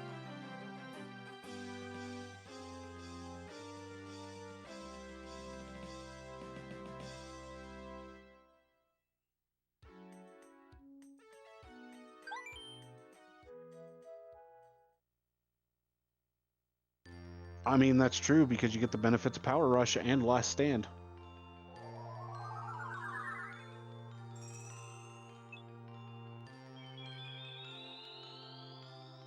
But the unfortunate thing is that my Last Stand is behind Cooper.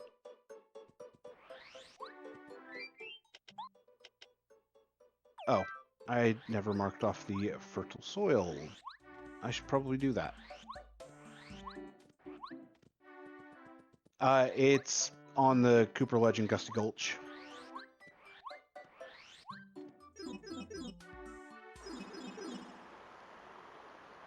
Oh yeah, I forgot. Thank you. Because that one is pretty precise. At least for me.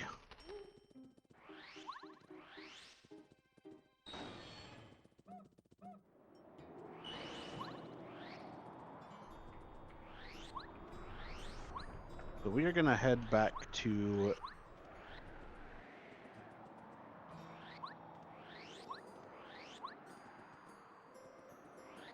Double Lotus Castle. And since we've got 2 keys, we can actually make it most of the way through. I'll worry about it later.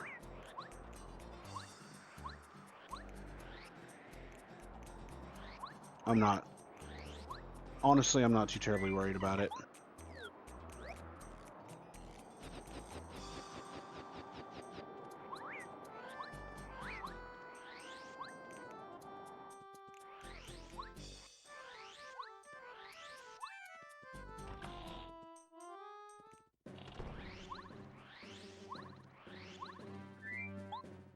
All right. So now that we actually have keys, we're able to progress further into here. So we are going to do that.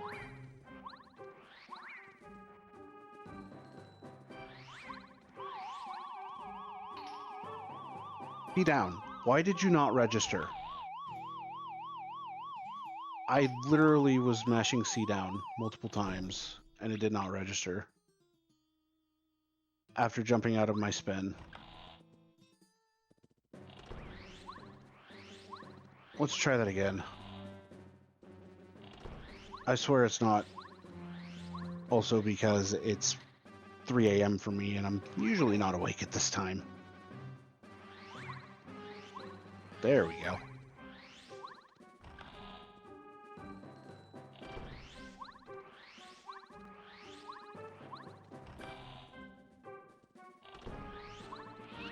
I mean, as a glitched logic player, I could see you wanting to do that, though. Since I've been playing glitchless logic.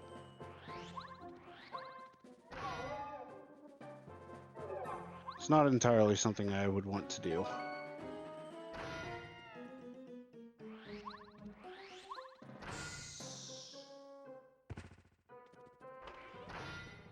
I would assume that it is, huh?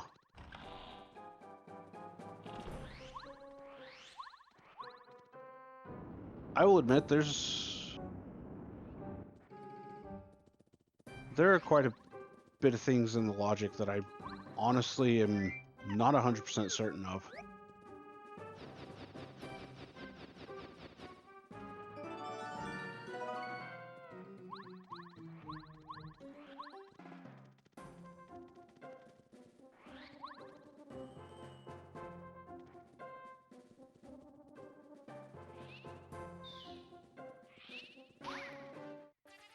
Excuse me? I must have still been holding down. Oh well.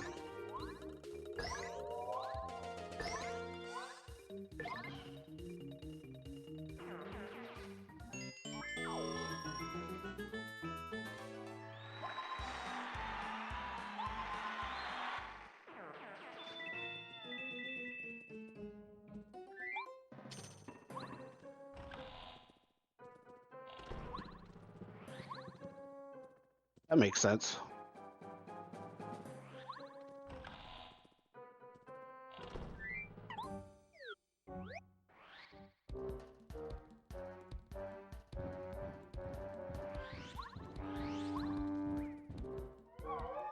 Alright, Tubba Blubba. Walk past me.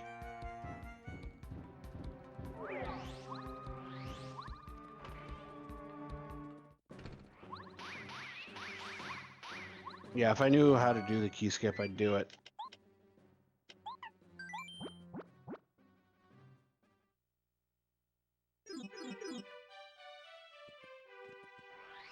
Interesting. Okay, I've got the record. Oh gosh, okay.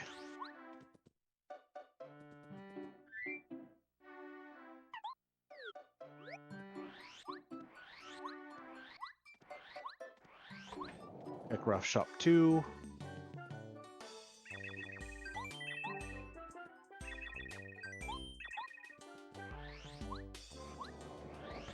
So then let me ask this question. Because this is also something that I find to be or that I think is out of logic as well, and that's using the super boot spin to hit the blocks that lead to Shiver City instead of the ultra boots.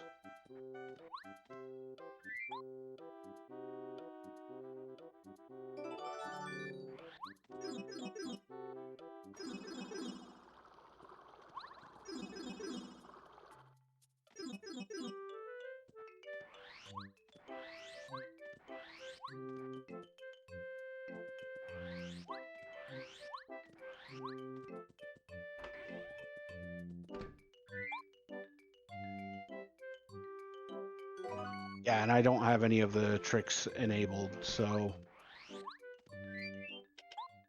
I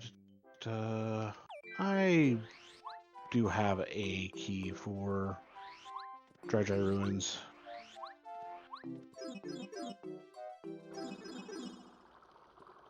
So let's go ahead and go in there.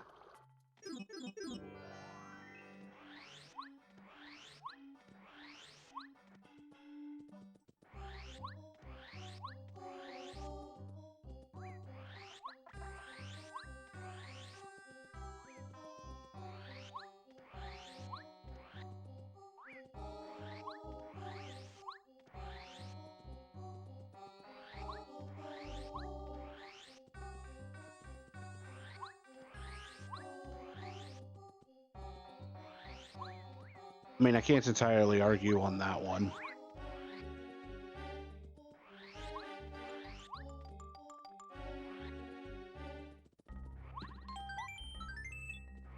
So, the only reason I'm saving is because my cat has a habit of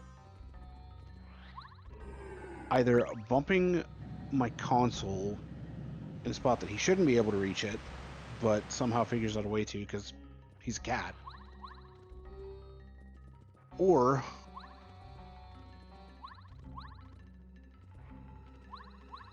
ends up, thank you, Palsky, hitting my power strip in the right way to where he turns it off.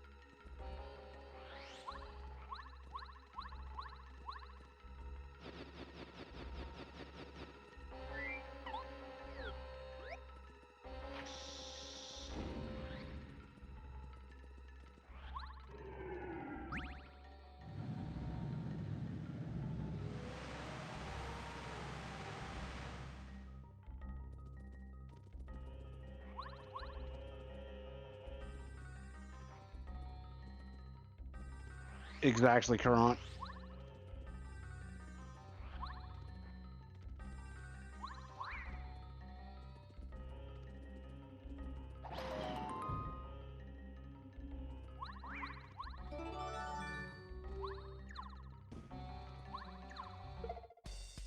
Thank you, Chomp.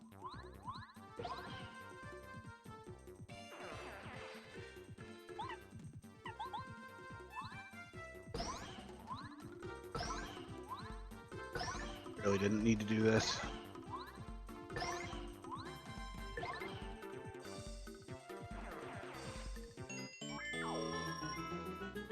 Alright. This is the point that I will go ahead and take off right on. I'll switch it over to another flower saver. And that's really all I can do right now.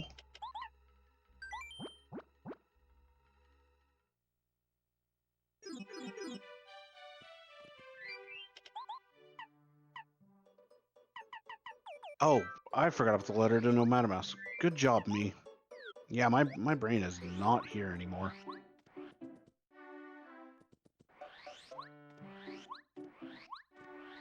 If y'all are looking for my brain, it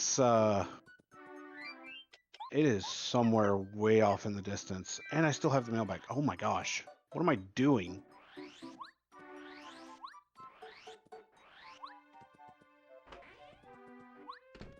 Can somebody please retrieve my brain from God knows where? There we go.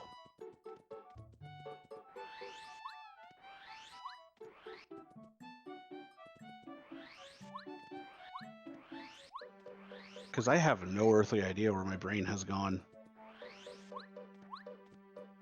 All I know is that it's like 3-something in the morning for me. And my brain is just going, hi. As I pick up the Ultra Hammer after getting the Ultra Boots. So we have both of those upgrades, which are very nice. And we now have logical access to Shiver City.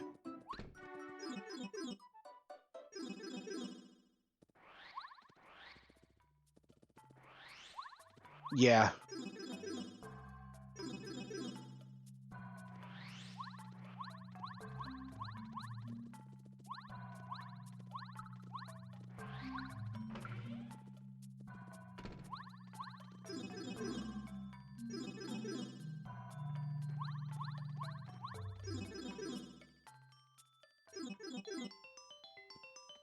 So, actually coming here earlier wasn't entirely a bad thing, as it did net us a bunch of items early on.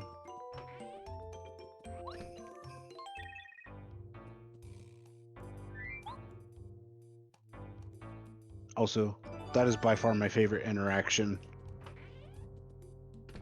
is having Mayor Penguin down, delivering the letter to him with Parakarry, having him come back up just to go back down.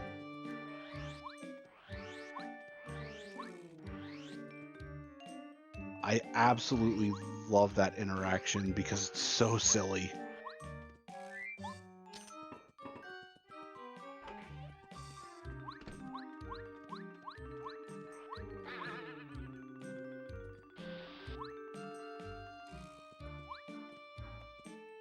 There we are.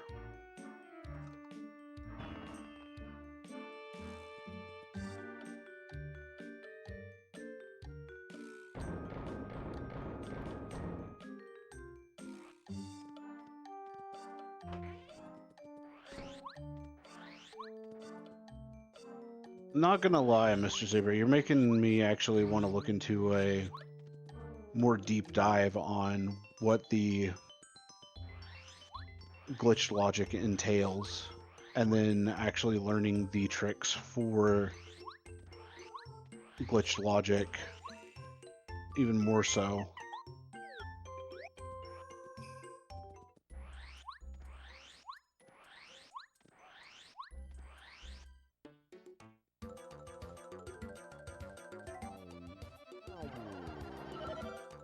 Actually sounds like things can get really, really interesting with glitched logic, especially if you can do all of them.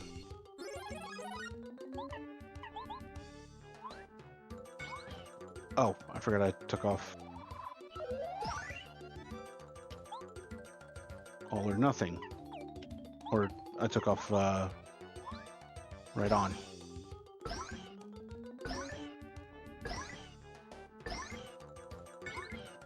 Sure, that works.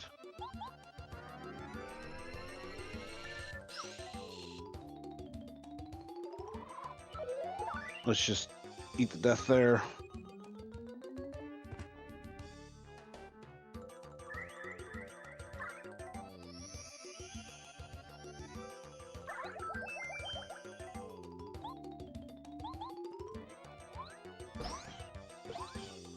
That's actually kind of cool.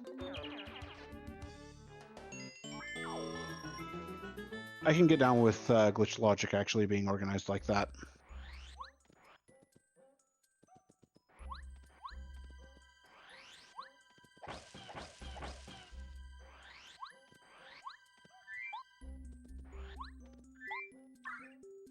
If I hadn't forgotten that I took off right on, the fight would have been over before I had even taken the death.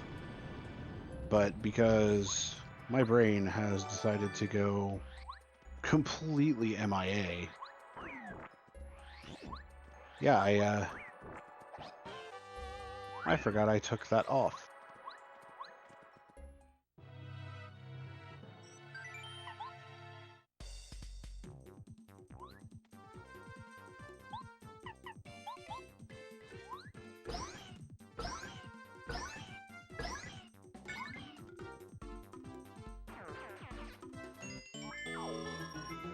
That's fair.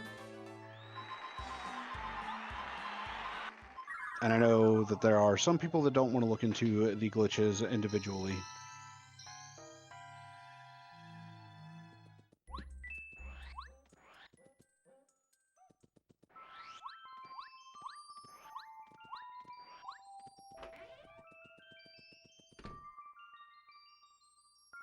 Oh boy, a stinky herb.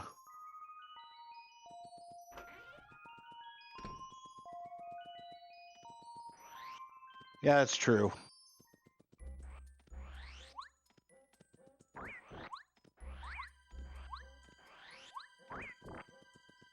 By the way, Sonny, are you around and wanting to throw out a blurb or anything?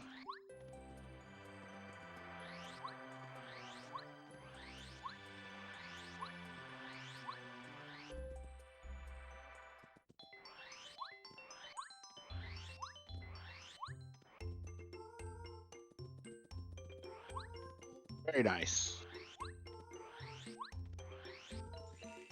Oh, you're good, my friend.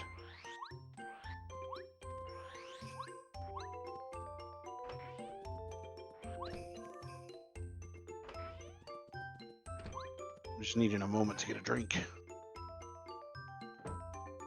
Thanks for the coin, Mayor Penguin.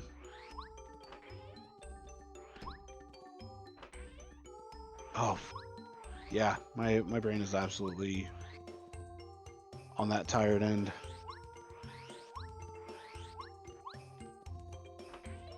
It's because I didn't take a nap earlier in the day.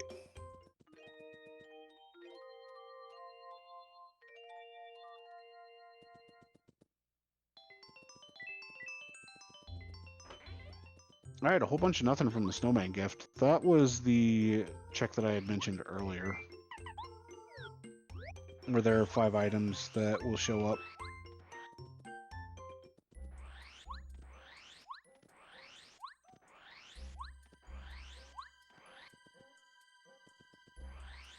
Well, Lackey's always been broken. Also, I need to remember to turn in the letter this time, not be a dingus.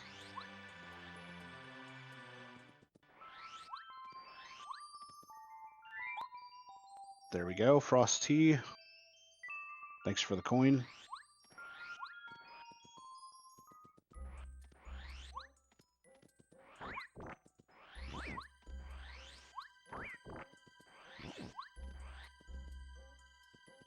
Okay.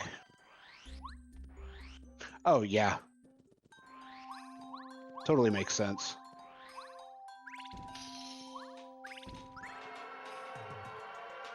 All right, Crystal Passage. Technically,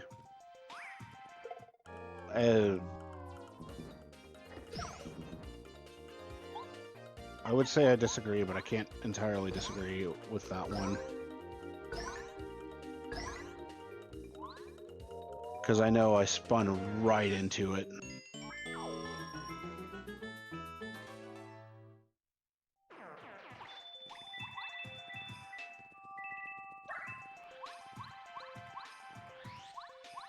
I know for a fact I just spun right into that. Like I spun right into that. Oh my gosh. Yep.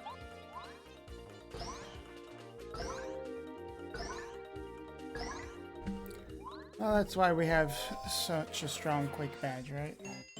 Oh yeah. Welcome back, my friend. Hi, I'm not even going to pretend I got enough rest, but I can at least speak for a moment. Hey, Cooper. Yes. Feel free to take it away for a moment. Yeah, so... no, I'm not. Take your time. Yeah. Yeah, so this is the FFR's Winter Marathon benefiting the Burn Children's Fund out of South Carolina.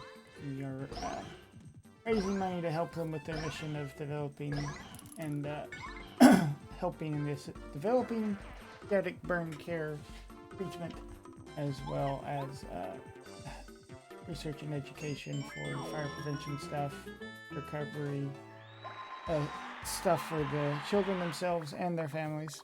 Boy, I was not prepared for the cheering there. Thought I said something really special for a moment. They've been doing. They've got their Camp Can Do for the a camp specialized for various burn children that have gone through that experience, and they get to go hang out together. And while one of their biggest fundraisers is what the camp is named after, canned recycling, we sorry, my brain just took a vacation. That's what mine's been doing for the past like hour, apparently. Yeah, I know this stuff, and then my brain just says, nope, not allowed. They get a lot of their money for the camp from can recycling drop-off, since the name, but they do, I believe the amount we settled on was about 10 kids get to go to that camp about every $5,000 or so, and we've already raised this marathon alone, this weekend alone, yep, that's the better term, over 6,000. Well on our way to sending over 10 kids. I think it's 10 kids per 5,000. So this last camp they did 35 total. So yeah, if you happen to have the time and energy, if my cat will get off my keyboard, I can actually type in the links in chat. There we go. We have a Tiltify campaign that you can throw a little bit of dollars towards and increase that number just a little bit more. As you may have been able to see on the screen, at times we've got the... why does that still say F? I have been asleep at the wheel the entire time. Oh, because I didn't update it over here. Oh, I did. I don't know what's going on. Worry about that later. Sorry.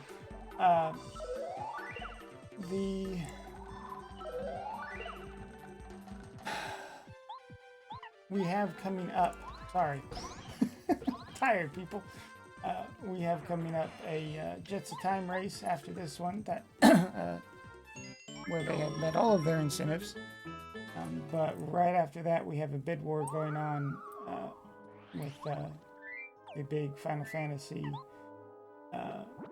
Master Quest, Free Enterprise, and Worlds Collide relay race, where you can throw some money down to pick the sprite for the Master Quest Randomizer, or to argue with other people as to whether or not you want Edge to be the starting hero for Final Fantasy IV. We've got Ori Combo Randomizer. After that, and then after that, we've got the one I'm not going to pronounce, the Faxdandu Randomizer. Xanadu. All right, I hate language. I'm Yeah. Nope. Okay. It could be Xanadu or Faxanadu. Faxanadu, I can do that one. Yeah. That one has 2 incentives open for for forbidding the use of mana potions, as well as for just completely scrambling the enemy AI. And then we've got several more going on. That marathon is not ending until far further than I can think of at the moment, sometime around midnight today. Midnight today. Wow, that's a weird thing to say at 4 in the morning. Dependent upon your time zone. Dependent on your time zone, yes. Midnight Eastern, I should clarify. So if you have the energy to throw some money at the Burn Children's Fund, feel free. I need to go refill my water and maybe sit up for a bit so I don't fully fall asleep. Hope that got you a little bit of a break there. Yeah. I should not have done this. I just need to run at this point because there was nothing I was going to be able to do against the Gray Magic Koopa for now. I could have taken it out, but then would have had to deal with mashing, and right now my hand does not want me to mash.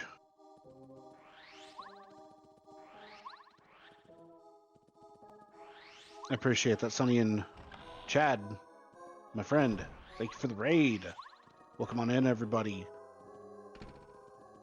We are almost 2.5 hours in on this Paper Mario Randomizer seed, and we only have 1 Star Spirit right now. But we have a lot of the items to where we're relatively close to go mode.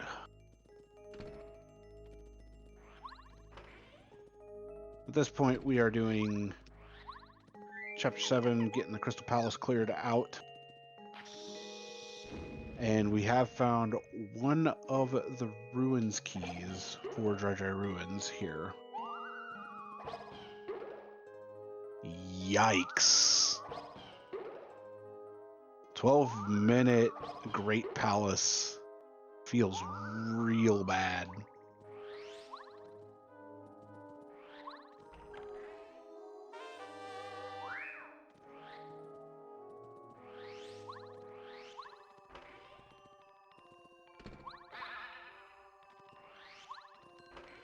All right, so we have done all that we can with the blue door. Now we're going through the red door. Let's switch this over to Watt for right now.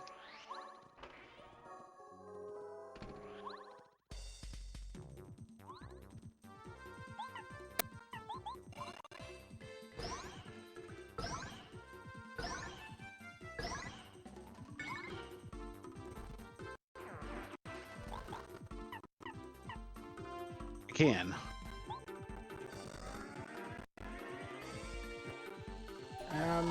Is my Discord screwing up, or is that your microphone? What happened? Heard a pop, and then things kind of went garbled for a little bit there.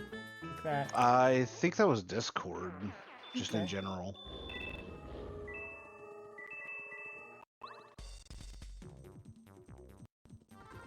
As we know, Discord's a great program. With no flaws whatsoever. Yep.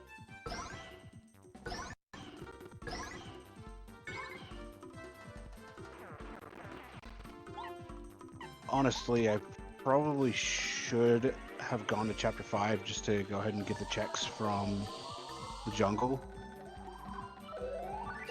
But I said, screw it. I'm just doing this.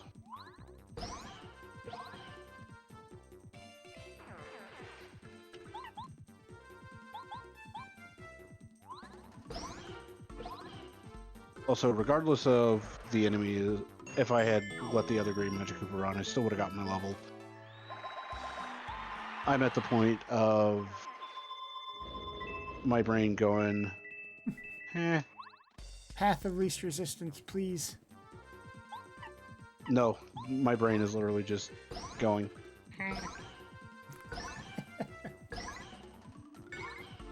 And yes, that's meant to be like the sound of a clown nose. Exactly. Yes. That is exactly what my brain is doing.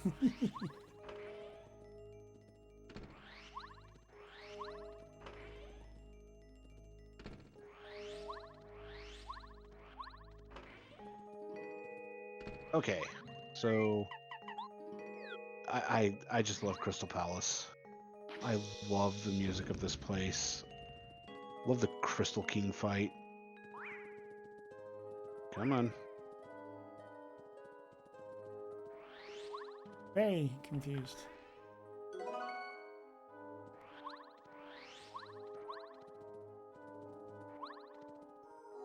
Crystal King might be a bit dicey though.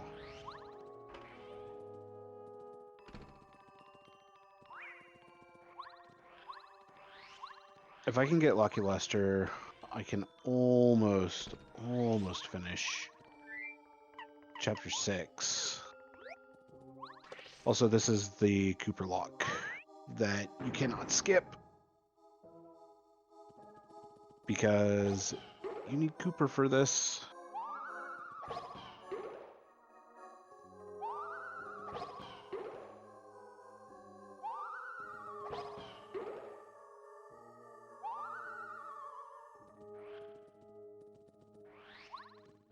Well, to get it open. Oh wait, no, it's this one. Yeah. Like I mentioned, my brain is like inexistent right now. It was close enough. Okay. Just a coin on that hidden panel. The other side will have a hidden panel as well.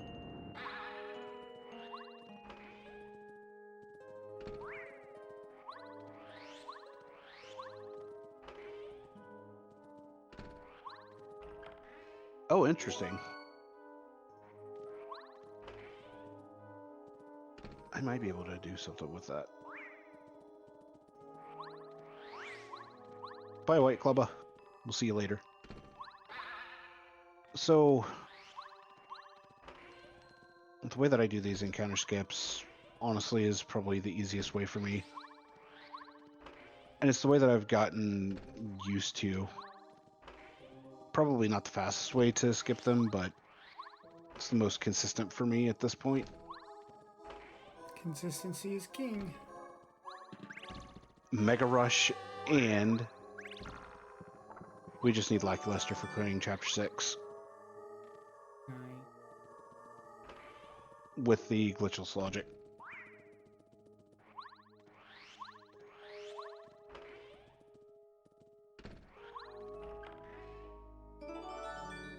And there's the Red Yoshi Kids letter. Let's go.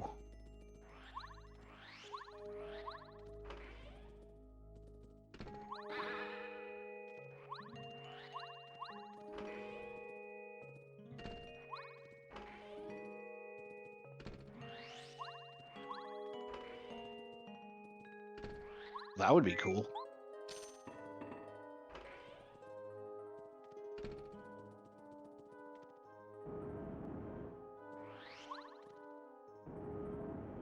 All right, I don't think this is the optimal way of solving this puzzle, but it's the way I've gotten used to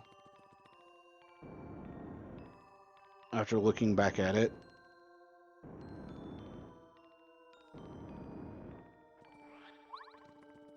As a kid, though,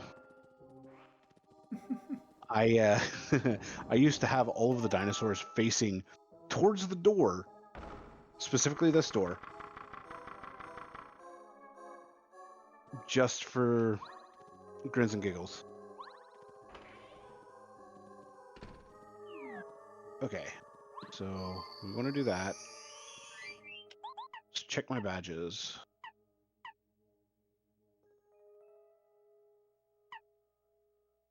Okay, we have Lucky Day. Power Rush might actually prove useful here. And we want what? Hey, Sonny. Yeah. You wanna? I think there might be a donation, What? Nope, didn't and feel free change. to read it while I'm fighting. Good. Hey.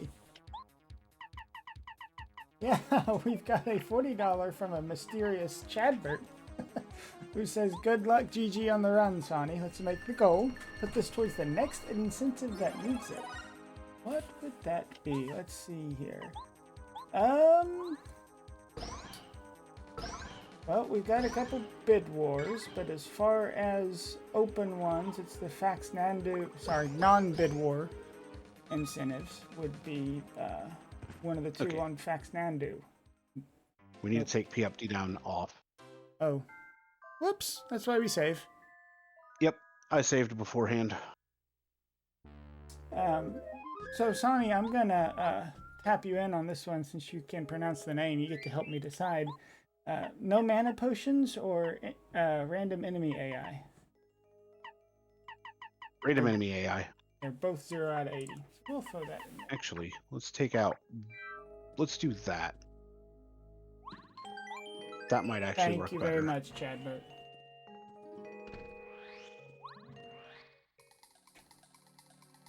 Danny will be very pleased to have to update the donation goal again when she wakes back up.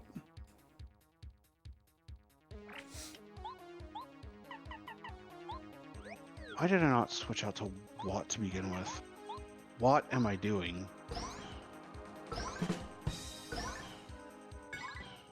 Making me have to make sure I got my soundboard up. That's what I'm doing.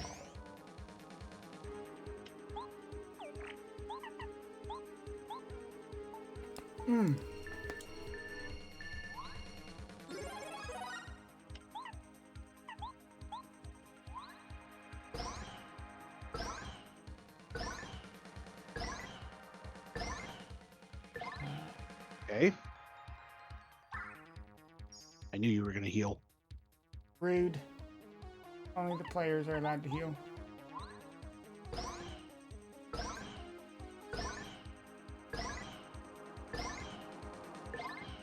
He's probably going to heal again here. But this fight is pretty much done, assuming I don't drop any of my bounces. Actually, even if I power bounced him, this fight's over.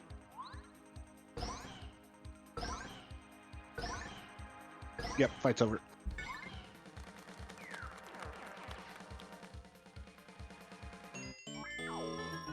Nice. And I could take off FP plus at this point.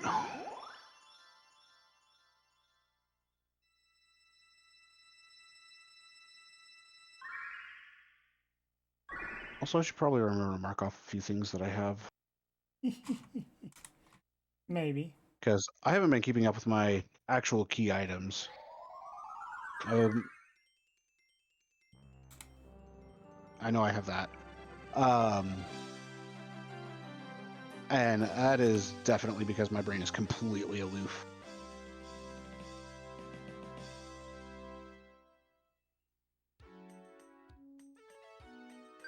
But we're done with Hey. chapter 7. We're getting through it.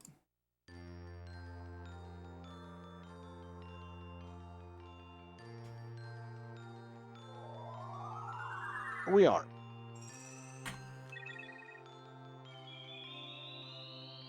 And the seed really hasn't been too terribly rude.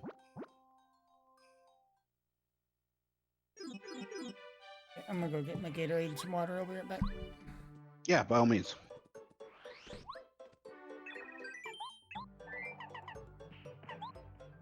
Get rid of the sleepy sheep. And the coconut. Wrong button. And then we are going to go ahead and claim the life shroom and one of the repel gels because why not? Okay. So we have everything except for Lucky Lester for 6. We have all we need for 5. We have 4 done. We can almost do 1, 2, and 3. We are missing 1 key for each 1, 2, and 3. I think right now... Yeah, I think right now we're going to go after Chapter 5. We're going to go ahead and do the rest of Lava Lava Island. Get Mount Lava Lava done. And call it good.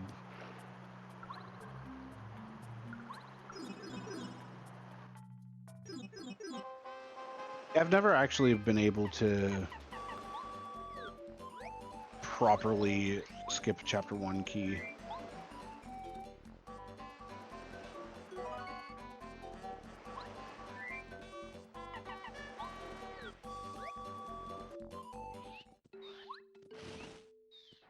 Did I check this?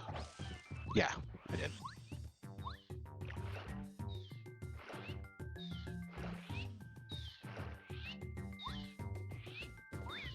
Because I understand how to do it, I just haven't been able to do it.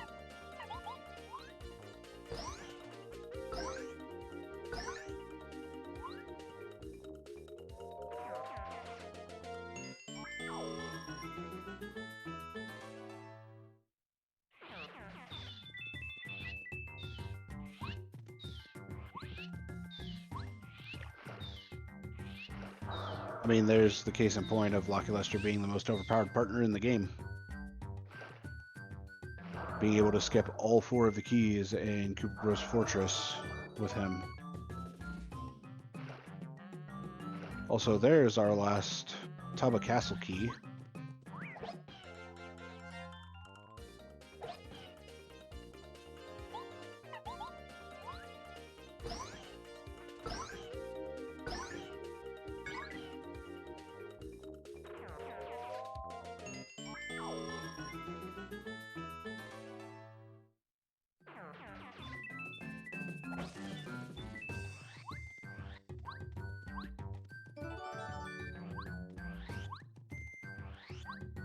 Mr. Zebra, you talk about Lucky Lester, and he shows up. He finally shows up.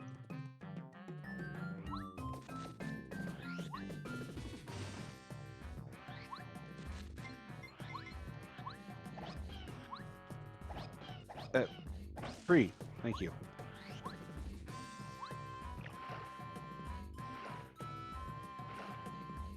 All right, so really, like, the way that I've been doing this, I just need the last fortress key and 1 of the remaining 2 ruins keys.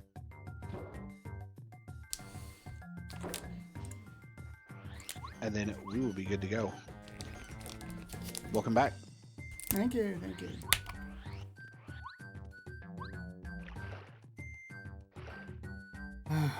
Probably step away one more time when the wife gets up for work. That's fair.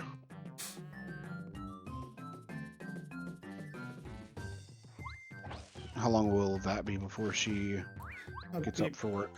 Be about an hour. Okay.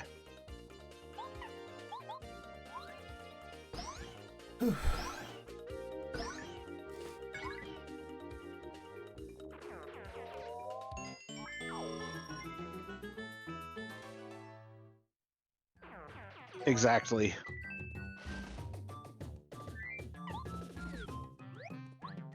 I've tried messing around with skipping most of the Koopa Bros Fortress, but I have just not been able to figure it out quite yet.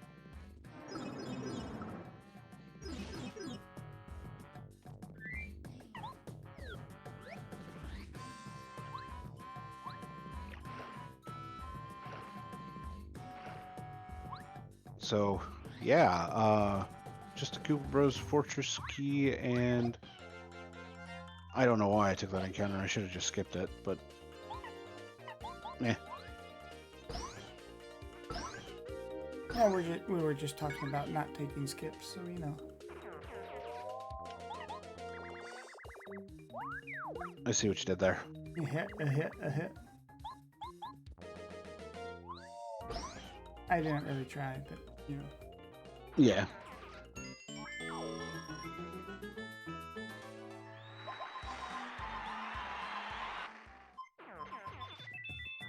Well, when you do hit go mode, I'll probably go try to wake up the next group of people. I haven't heard from them by then. Probably going to be a good idea. I would recommend doing so. We'll worry about equipping a badge later. Right now, I don't know what I want to equip.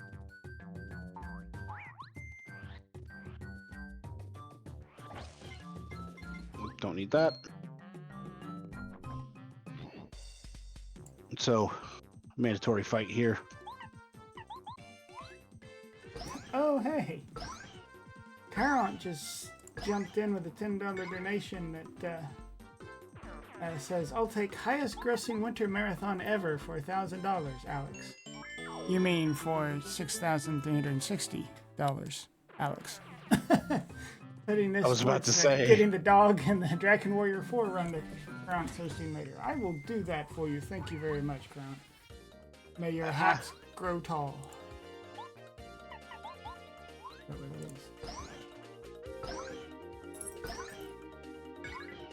How many hats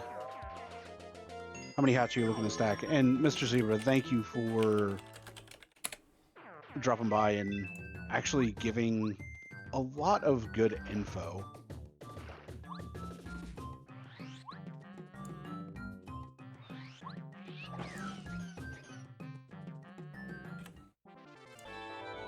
It's very much appreciated. Even just random company is always appreciated on the overnights. Oh yeah. The company was extremely appreciated.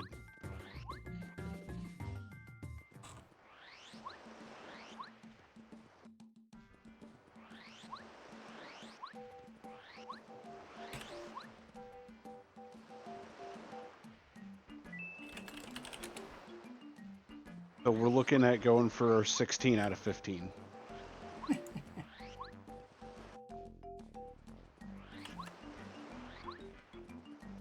Hey, no problem.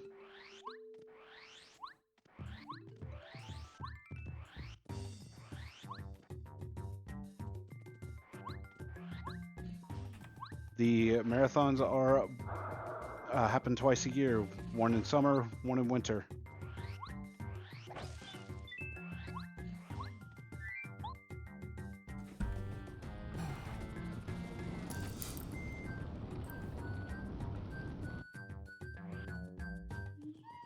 All right. Oh, Mario Ultra Rank and second FP Plus. I thought you were toast on that one, dude. I thought I was about to get myself into a battle.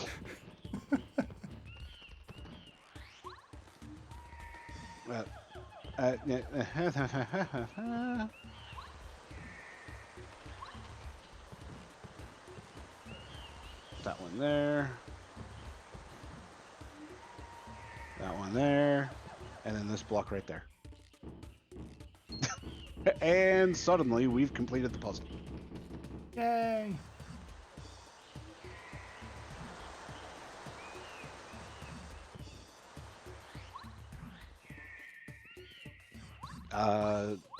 So there are trees in here that will drop jungle fuzzies if you pull the vine, and we don't want to do that. You hear that, Brain? Help him remember which is which. There's Flower Fanatic. Hey, there we go. How much BP would we be saving? We're not going to need that, so we can throw on Flower Fanatic.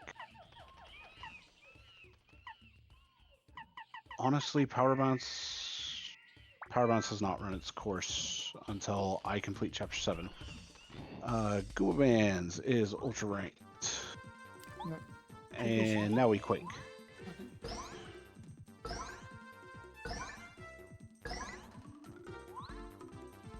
So since holy cow. Zaru and Windblown. Thank you both for the raids.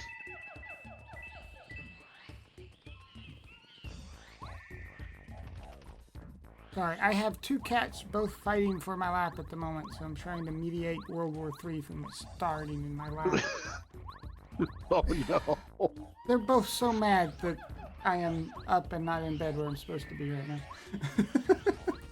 Sounds about right. Yes, welcome Raiders to the FFR Winter Rando Marathon, where we are raising money towards the support of the Burns Children's Fund out of South Carolina. Carolina? Can I get my accent out of my mouth, please? It's only 4 in the morning. I mean, that's when you know you're a true Oklahoman. When your accent changes after you get to a certain point of either A, being awake, or B, you pass a certain line in Oklahoma. Oh, man. My accents are terrible in the first place.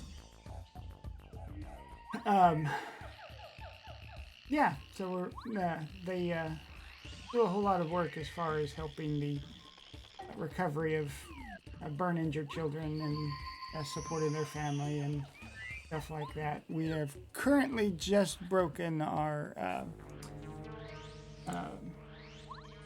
record for how much we've raised for winter marathons. I don't know what the next stretch goal is going to be. I don't think it was mentioned. I think it's 7,000 some odd. Think so? Sorry, I'm desperately looking through all the volunteer chat and I don't see, which is fine. And to be completely fair, you've got two of us that are up way later than we normally would be. Yeah, we're all very lucky that we're anywhere near coherent at the moment, so it's a very good charity. We've done this multiple years in a row for them. Yeah, if you it's... have the energy and the spare cash in the wallet jingling about, throw it towards us. It's been going on... 4 years? Oh, gosh. Yeah, I think 2021 was the first year we did it. I know both Dark Moon and Danny would be able to correct me on that. But I'm too bad they fairly left us certain. unsupervised to get that sleep thing. Yeah, I think somewhere around 7,000 is the next stretch, yeah. Yeah, I think it's 7,000 as well. Darkman knows better than to leave me unsupervised. Hey, they haven't reined me in after, 2 nights in a row now, so. True. They made the mistake of expanding the winter marathon this year and adding an extra night to my overnights, so things have gotten really wild at this point. That's true, and I happen to be your last overnight run. Nope, I got one more after this, actually. Oh, wait. Yeah, you do have the got one the more, chrono but it's trigger not going to be on. that bad. Oh, yeah, it was 22. Okay. I can count. Thanks, Kurant. I can absolutely count. Kurant's got a lot more brain power than I think they're supposed to be at this time of day. I mean, I would jokingly say, Kurant, you want to come in and host? Can't wear him out too much. Exactly. They got to carry us into the end of the actual marathon, not into the end of the overnight. That's true. People don't watch the overnight for professionalism and top-level entertainment. They watch it for the scuff and getting The the laugh scuff is at us. top-level entertainment, though.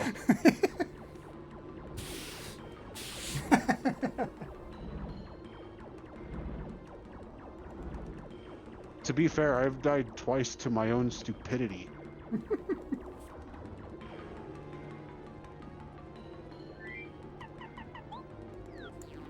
Also, I'm going to do a little skip called Flare Carry because I feel like it at this point. I don't want to actually bring down the spiky ball dude. So yeah, we Nice. literally just skipped the boulder. That looked real easy for some reason. It actually is. That's the best part about it, is it's so easy to do. Okay, because I haven't gotten quick change, we need to switch into Watt before we actually jump into the Lava Piranha fight. Otherwise, we are going to get our butts killed. Yeah, what's another game over on the... Also, this is a fight that I cannot afford to mess up. So we are going to take off Defend plus Damage Dodge. We are going to equip right on. We're going to equip a Flower Saver. Sure, we'll equip Mega Rush, Power Rush. Why not?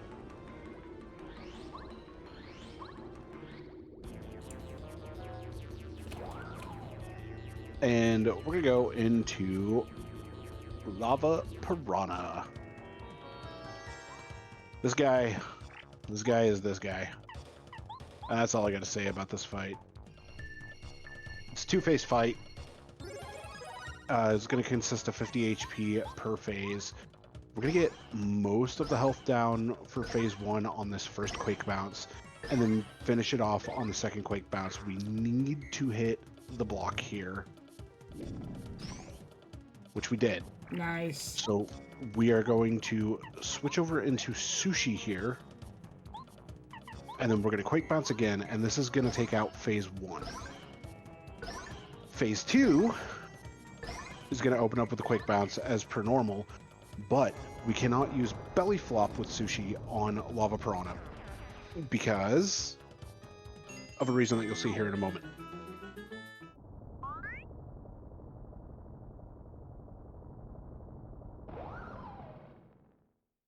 I like they go all in on the pump fake.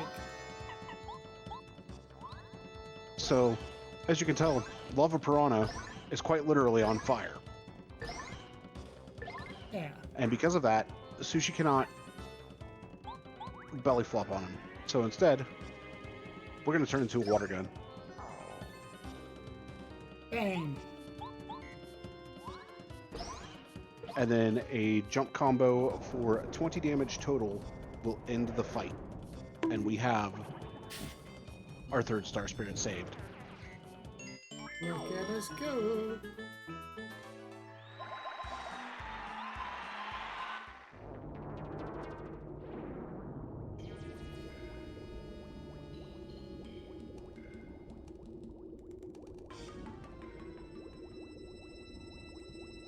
So we're at about the halfway point on Star Spirits. We still need a Ruins key. We still need the other Koopa Bros Fortress key. Unless I were to attempt to skip some of Koopa Bros Fortress.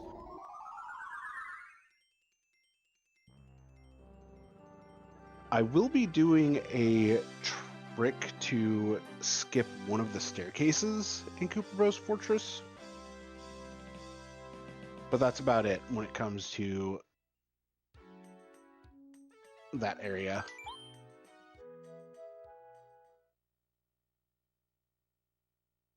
Tricks are So fun. Miss Star normally would give us Smooch, but since she's the third Star Spirit that we saved, we are actually going to get Starstorm from her instead. Since we did Muscular first, we got Refresh from him, which normally comes from Eldstar. And then with Kalmar being our second Star Spirit, we got Lullaby that normally comes from Memar. Also, there is a check that I can do that I really, really hope I don't have to do. Because now that I have finished the volcano, I can go cook up anything from Taste Tea. And I'm probably going to do it anyway. I can cook something up with Taste Tea, take it back to the Yoshi, or the yellow Yoshi in particular, and give it to him to eat. That normally would reward you with a melon, but in this case, it would actually yield whatever the item check would give. So we need to find something to cook. And we also have the cookbook, so if I had decided to pick up that coconut, we could actually make a Cocoa Pop.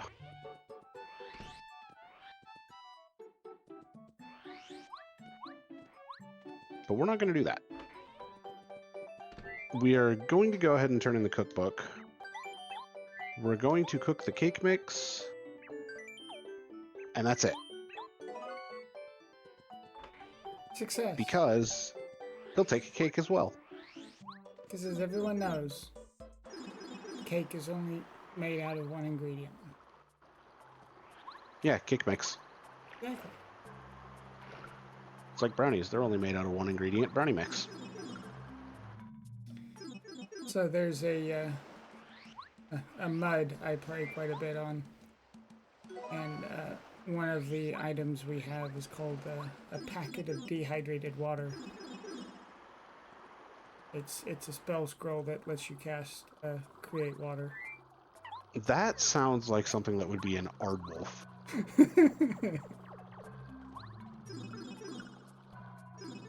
Please tell me I'm wrong. I don't think you are, dude. Oh my god. These dodges. That one wasn't gonna happen. Yeah, the scaling's a little rough. I mean, it's even worse when oh, I need to take right on off. What am I doing?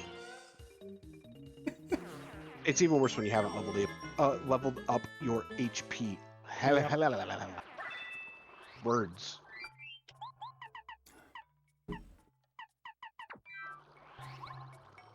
What are you and what are you? I do care about that.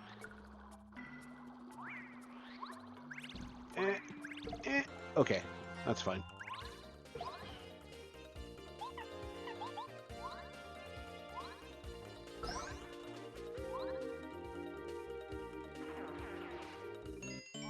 Yeah, so we are at that point that our levels are high enough that EXP yields are, well, what even are EXP yields?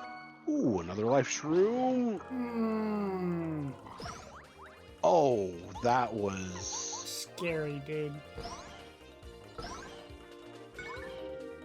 That was Almost a clutch had block. to immediately use the life shroom. Oh no, that life shroom's about to get used.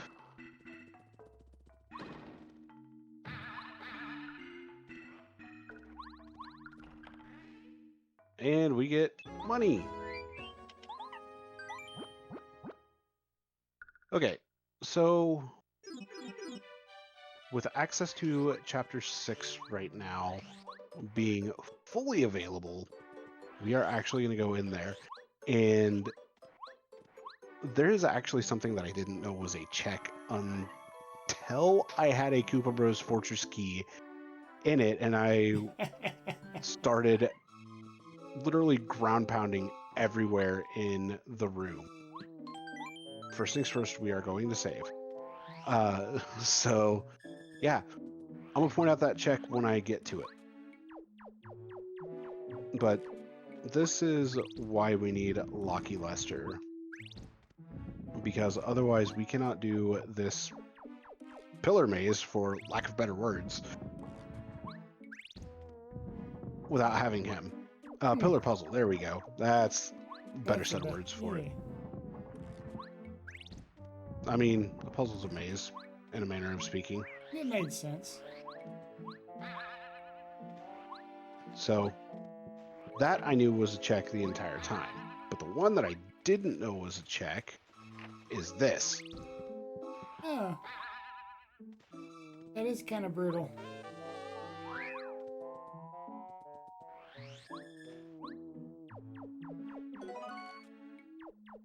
Yeah. There are are some checks in this that can be rather mean. Reminds me of the one in Donkey Kong 64. In one of the later levels, there's well, throughout the game, there's those dirt patches that you. Oh yeah, I know exactly which ones you're talking about. Yep, and that Also, one at the end that no one knew was there until they got into the Rando with it. this fight's done in one turn, by the way. Very nice. Almost like there is something to be said for ignoring HP and going all in on offense. Yeah, but I'm not going to be able to ignore HP for much longer. Yep.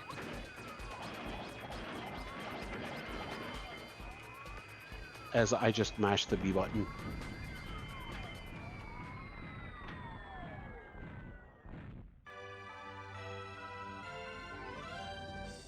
Okay, so we have a few odds and ends checks that I like to call them remaining. You might think of them more as fetch quests, but in this case, they aren't entirely fetches. Also, with us about to be going into the Huff and Puff fight, my second favorite boss fight of the game, we are actually going to do something else first. Oh, I want to take it. I really want to take it, but I'm not gonna right now. If the Amazy Daisy shows up on my way back, I will take the fight. I needed sushi so that way I could check the Bubbleberry tree, which has a whole bunch of nothing this time around. Yep. Amazy Daisy? You are there. Okay. Well, guys, gals, non-binary pals, we have an Amazy Daisy.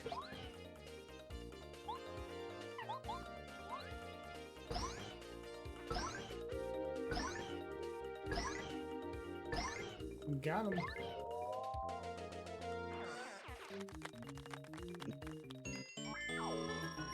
That's only 82 star points. Exactly.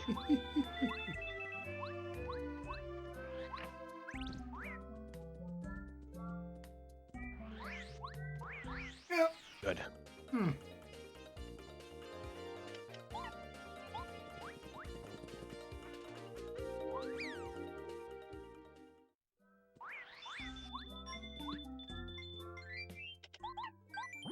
Okay, so we have all of the checks done in Chapter 6. Yes, only, he says. Except for one. And this one remaining check is right before Huff and Puff. Yeah, exactly. Only 82 star points. It's just a small amount. So we are actually going to switch out for Lucky Lester here. We need to put the soil, the bean, and then the water down. And next thing you know, a couple leaves sprout. And there's this gigantic beanstalk that appears. Oh no.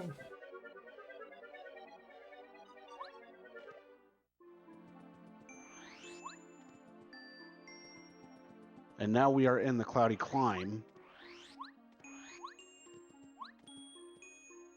That's a snowman doll, so we don't need it. Do I still have power bounce equipped? I do. Good. So, I mentioned that Hufflepuff has an AI script. It's time to use the script to our advantage. And enjoy this track. I'm probably going to be pretty quiet during this.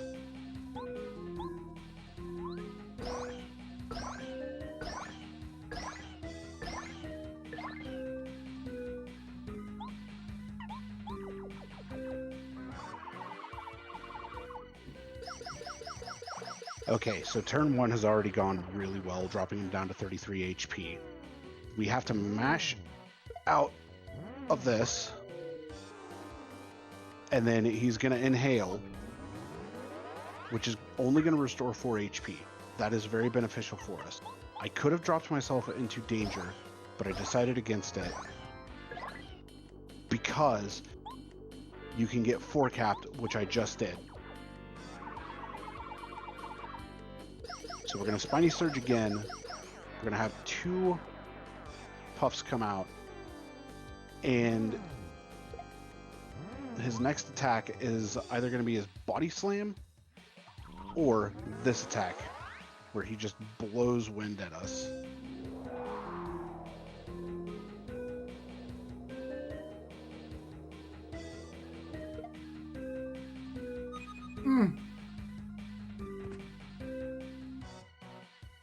But it's okay because I had the life shroom.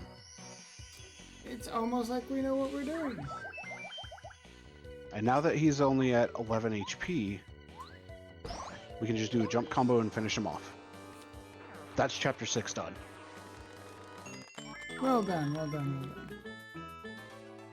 Oh, also we level again.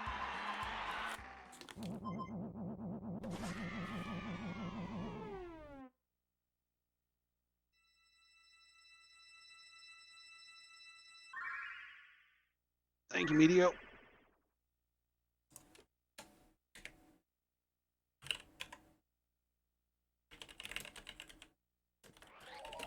Nice slew of emotes there as well.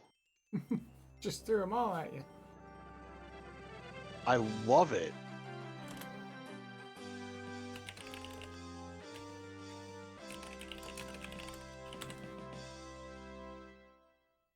So 4 spirits down, 3 to go.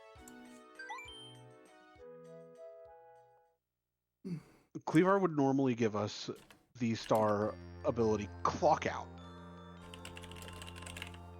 But since he is the 4th star spirit, we instead get Muscular's Chill Out. We can now lower enemies' attack power by 3, and that affects all enemies on the field. If we have to use that, we are in some dire straits.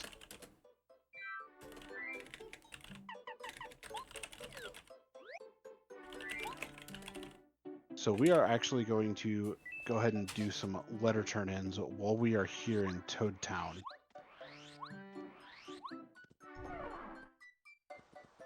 Mail call. Is that the Vivian cheer? Oh, Yeah. that's... I should have known that one. I know Nintendo's.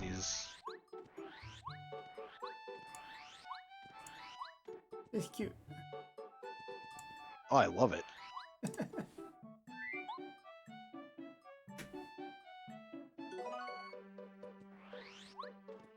Oh no. I just thought about some checks that could have the keys that we're lacking right now.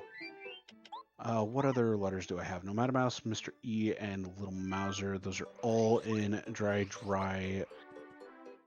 Outpost and Dry Desert. On top of that, we have the artifacts to turn into Colorado.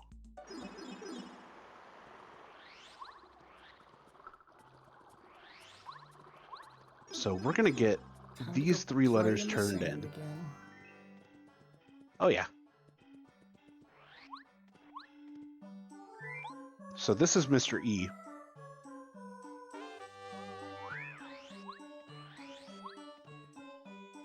I might take on Super Blooper for y'all. Oh boy. Turn around real quick. Lil Mouser.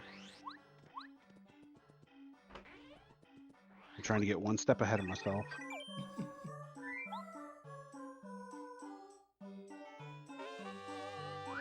Chill Out to prevent first strikes. Yeah, you're never going to see me equip that. I will take the first strikes and eat the damage that comes with them. Save the DP. That one's more out of stubbornness. Fair. miserable coin. So, Tweesters, they're minor inconveniences, annoyances. Look at them how you want to with that.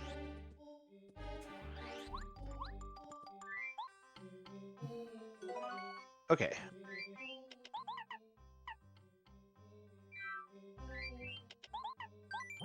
So we are pretty much down to the bottom of the barrel on checks that we have remaining. There's some stuff that we can do over in Dry Ruins. There's a decent amount that we can do in Koopa Bros Fortress.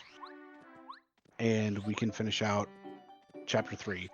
We can also go and turn in this melody. And by turning in the melody, there is a nice little song that'll play.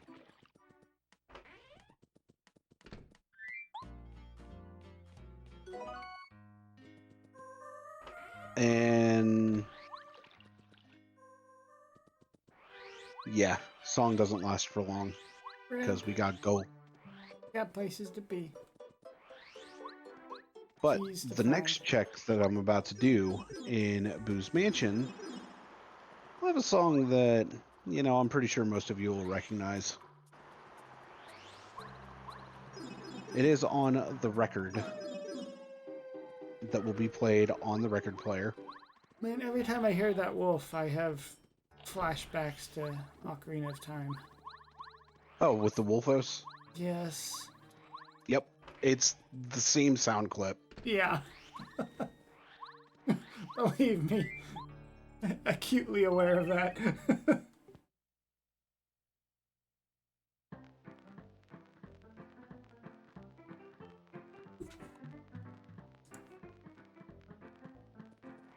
Right.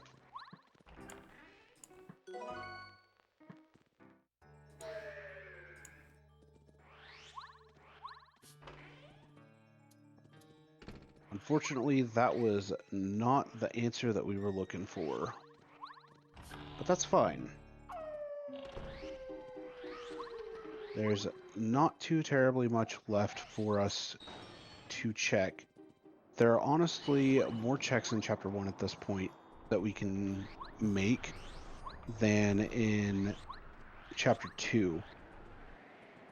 Unless we happen to spike a Ruins key early on going through Chapter 1, because then we can do everything except for one room. Also, we're finally going to go ahead and pick up Last Stand.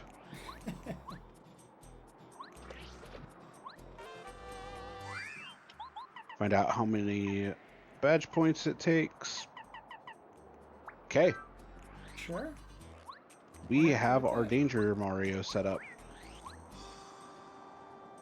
Problem is, we are now at the point of being forced into leveling HP.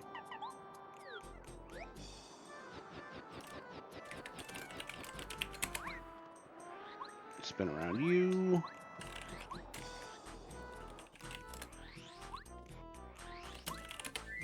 Alright. So we are coming back into Tubbabubba's castle, and hopefully this will go better than the first time around. I can't tell what time it is, but Sunny, if you want to make a quick plug on stuff before the other half wakes up. It is, I think, 5:40 Eastern, so yeah, 4:40 our time. 4:40ish our time. Yeah, if you want to make a plug on why we're here and what we're doing before you go wake, or before you make sure the other half wakes up. Yep, we are, I was just looking at my alarm for that, but we are, this is the Final Fantasy 1 Randomizer, there we go, communities, that was the wrong button, I just closed all of my stuff, how rude. Yeah, oops. It went all my notes too, chat. The Final Fantasy Randomizer Winter Marathon supporting The Burn the Children's Fund. There we go. I got it partially memorized. I'm not a good host. I'm a restreamer. yeah, you are, but you can host well when your brain is actually functioning. When I'm not overnight. In addition to providing giggles and scuff, we are also raising money to support the Burn Children's Fund out of South Carolina. You are watching the marathon. Oh, hey, how do you spell marathon? There we go. The Burn Children's Fund has several different missions that kind of boil down into helping with burn awareness, fire prevention, education, helping the recovery of children that have been injured by burns, supporting their families, helping with research for pediatric burn care and treatment. They do some practical applications of that is they help educate burn care providers by helping sponsor burn support courses for various medical staff. They have one of their big things is the Camp Can Do program, where this last camp, I don't know the exact time of the year it happened, but it was sometime earlier this year, and they sent 35 burn injured children to their little camp thing, and which is a 14% increase over the last year.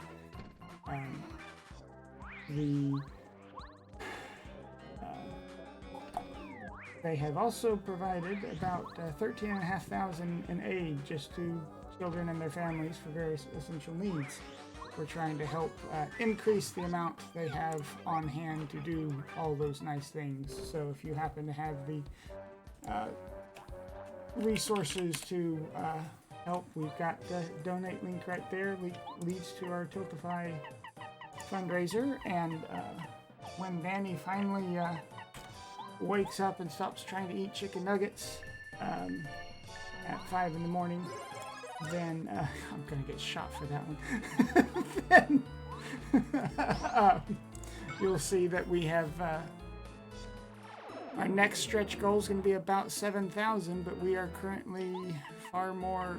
We've broken our winter marathon records already, so look at us go. You brought that one on yourself. I did, but Danny knows better than to chatter back at me in the volunteer channel. Ugh. Let's try that quick bounce again.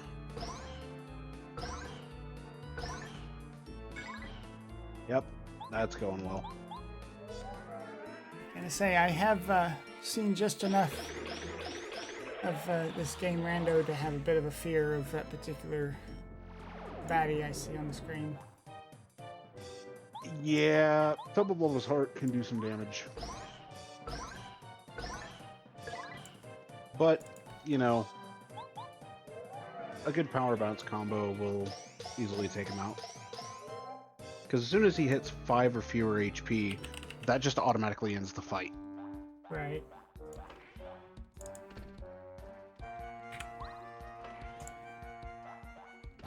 Also, you may have noticed I skipped all of these Hyper Goombas. Yeah, they're real easy to skip. You literally lure them down a little bit and then just spin around them.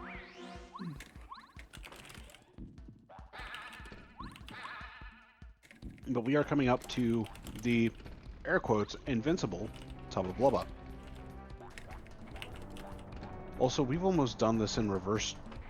Like, this was really close to reverse Star Spirit Order. Yeah.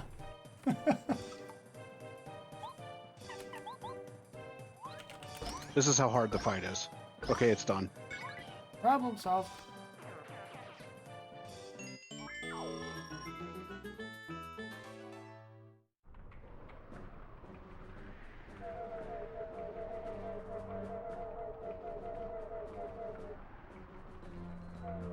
So, we only have chapters 1 and 2 remaining. At this point, most of our checks that we have available are in Chapter 1. So there's a pretty good chance that we will actually get both our Ruins key as well as our remaining Koopa Fortress key from Chapter 1 itself. If that's the case, I'm going to be sad. But I'm also going to be really glad because that means Go Mode has been achieved. So close. Yet so far.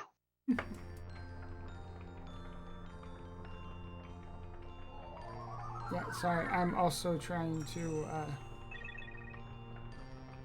help wrangle the next set of runners, make sure everyone's awake. Yeah, you're good. So, with the options that we have available, Koopa Bros Fortress definitely is the most tempting. But I did mention that we have a few fights that we can do. So I'm going to go ahead and take on the first two fights of the dojo right now. Because these actually are potential areas that the items will be. Plus, everyone loves a good dojo fight. I mean, the first two fights are going to be very unfair. I'm just going to be 100% honest with you here.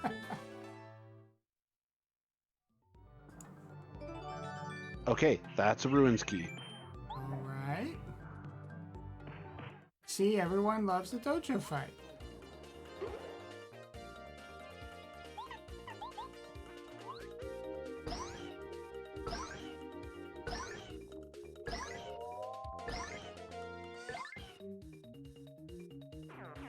Easy one turn.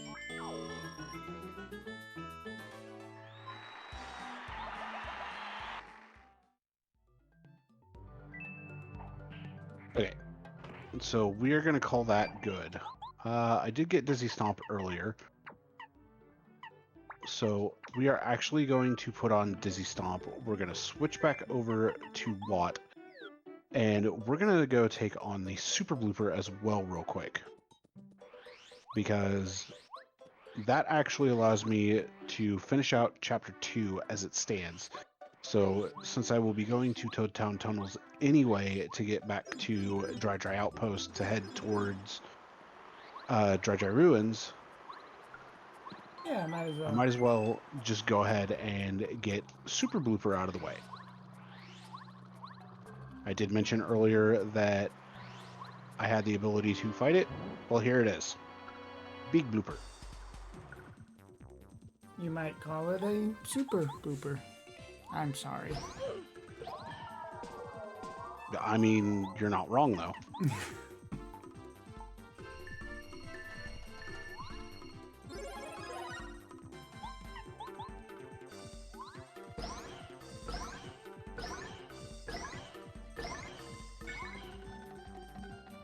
Okay, this fight's pretty much over after that Power Mounts chain. Yeah, that was a good chain.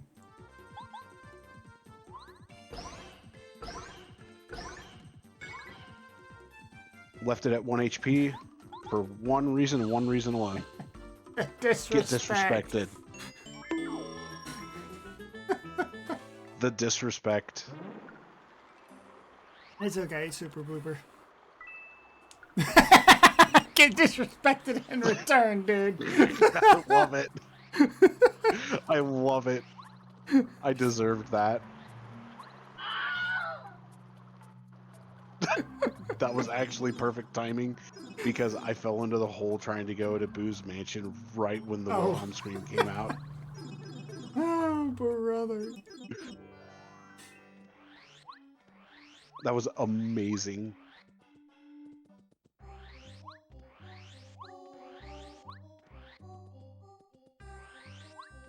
So yeah, we are headed back to the Dry Ruins. We have the 3 keys that we need to finish the dungeon. Now, if the Koopa Fortress key is actually in here, then we are 100% in go mode. And the seed will probably be done in the next 20 minutes, I would say. Well, we've still got plenty of time on the estimate, so. I know we do. I've had my own timer running for this as well.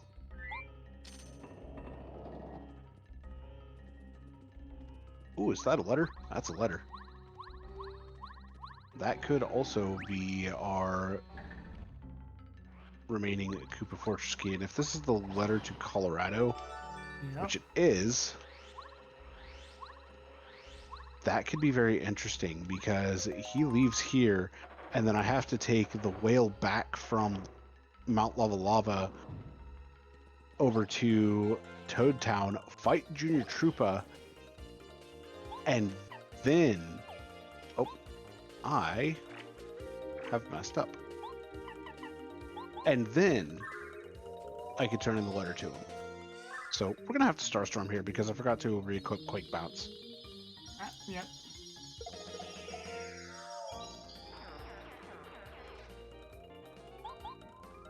And then Watt's got a major benefit here of not being able to be affected by any damage from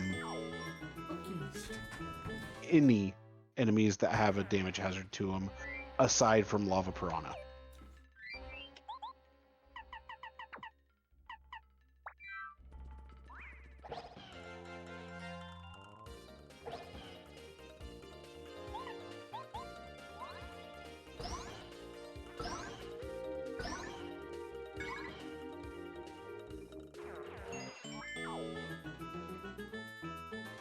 So this is probably, actually not even probably, this is absolutely the slowest check to make in Chapter 2. But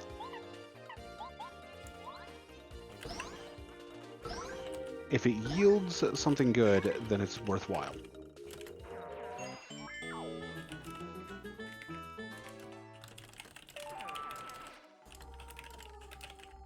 And it yields a POW block. Absolutely not worthwhile. Rip.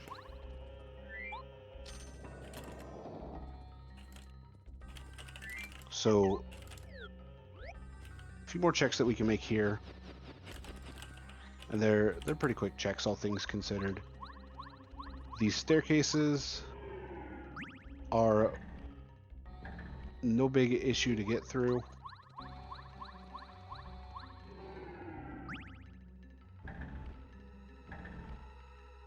Because we drop down. Oh, wait. Nope. I needed to go up so that way I could hit the circle switch and then... And then drop down. Yep.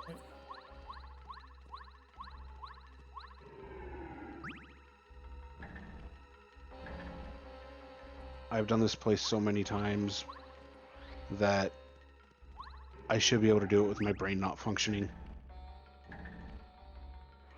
Because I can tell you now, my brain is very far from functioning.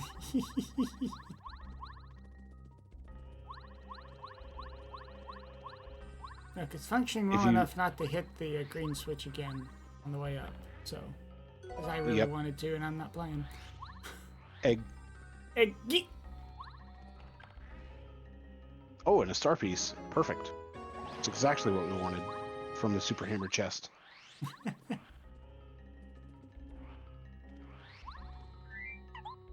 Alright, we'll switch over to Bombette real quick and grab the last 2 checks. Or 3 checks.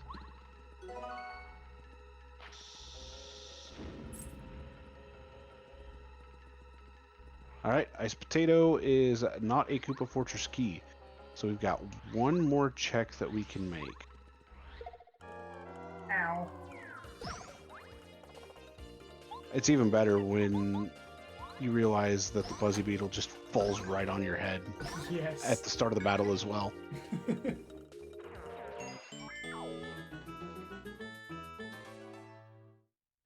that is one of the enemy first strikes that I always love showing off. Okay, just a coin. We can skip that.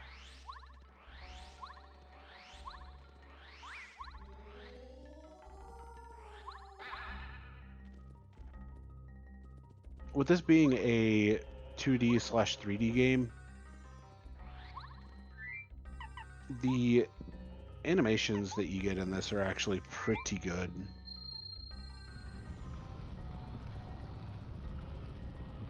Panic, panic, panic. Yeah, they did a real good job. I pancaked. Because why panic when you can pancake? Yeah. Logic chicken. Alright, so King Tut, I mean Toot and Koopa. This is going to be a pretty quick fight. Turn 1, he will bring a Chomp into the battle. And that's literally going to be all that he does. So long as I don't drop anything. No pressure.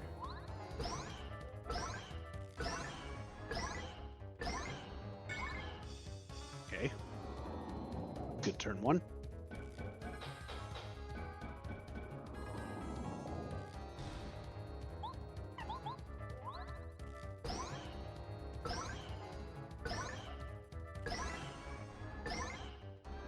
Yep, that's all he did. Nice.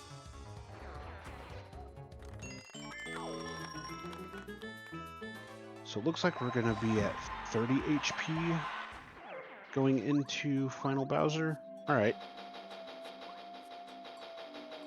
Okay, if anybody wants to change the attack effects badge off of attack effects E, you have Koopa Bros Fortress, the Ascent to Star Haven,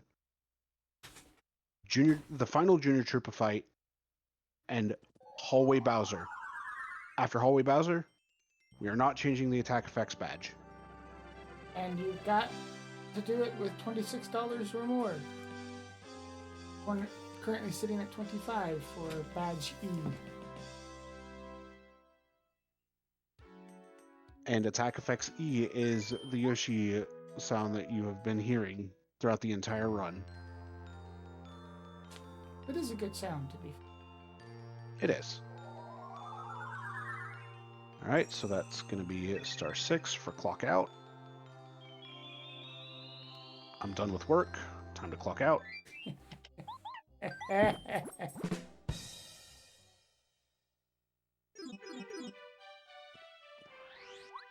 I was wiggling my eyebrows the entire time, too. I know you were. Okay, I did turn that in. Actually, if I'm going to do the Colorado letter, which I am, I need to take off... No. I need to take off Mega Rush, and... Oh no, it is going to be Mega Rush, Power Rush for Spike Shield.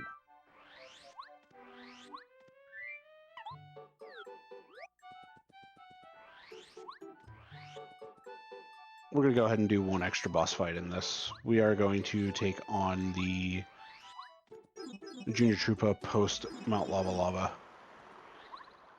because that Colorado letter might actually have our final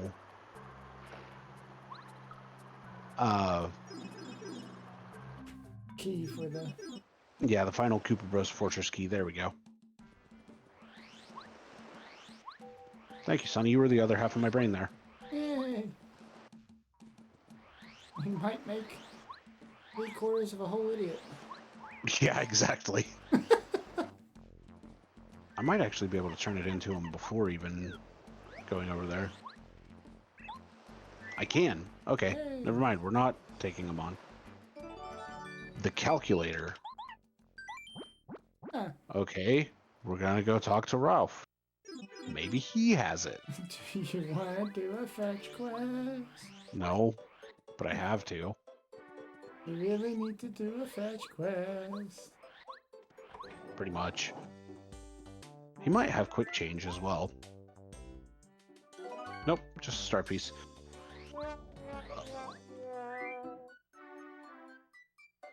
Yeah, Cooper, because there is a switch that we need to hit. I could take on Can't See Koopa because I have Sleep Stomp, but eh.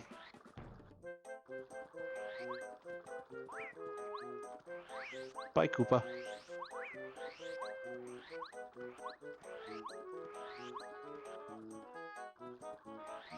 So, just a bit of retracing some steps back to here before we actually enter new territory.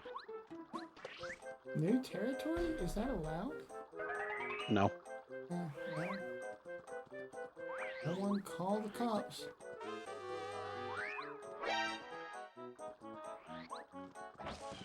There's Dodge Master. Hey! How much do you cost? You cost the exact 5. same amount. Ow.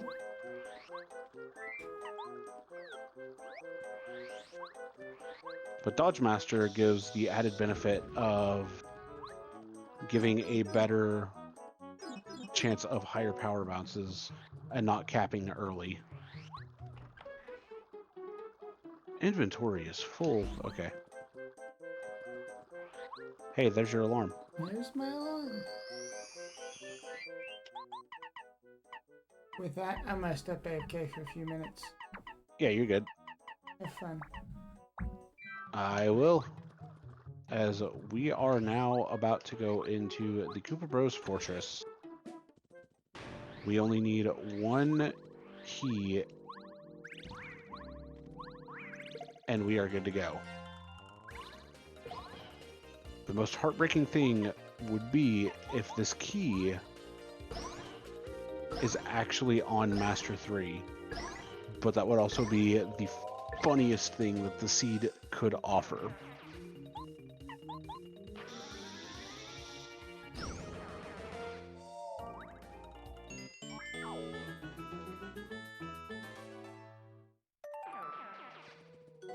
Alright, so a coin bag to start. Fortress key number 1 used.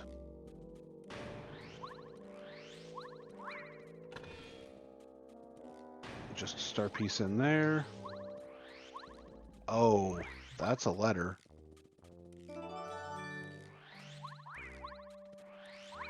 Could be on Dainty.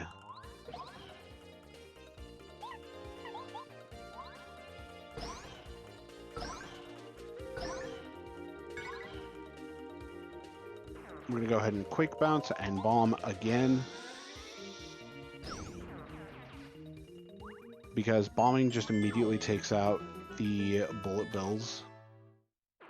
So we don't have to worry about them. And I mentioned I was actually going to skip some stairs earlier. Well, these are the stairs I'm going to skip. As long as I do the inputs right.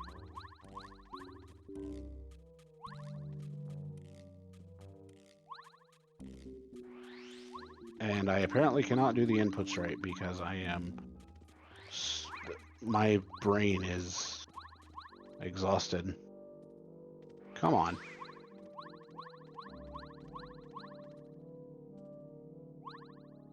There we go. There's the staircase skip. Alright, our only other instance we're going to have of Spider-Man looking at Spider-Man. Hopefully.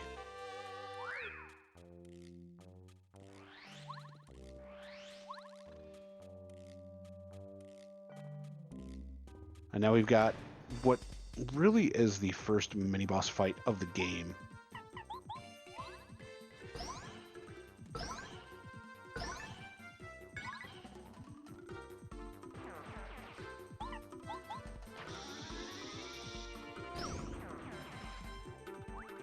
And in this case, it was a very quick and easy mini-boss fight.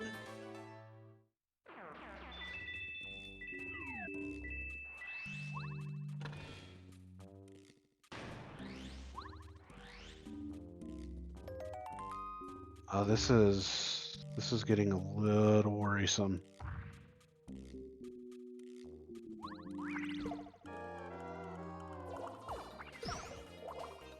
Ooh.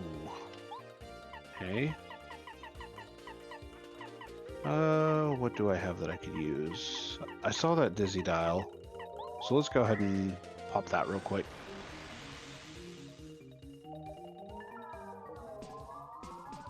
Everything's dizzy, and we just fire off a power bomb.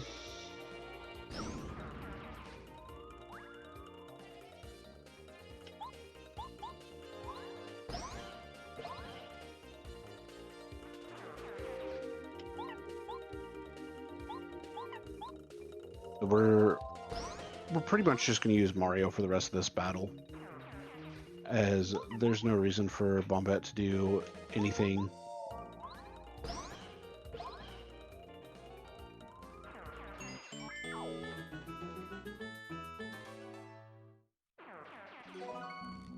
Get a free POW block, and then go into the next battle.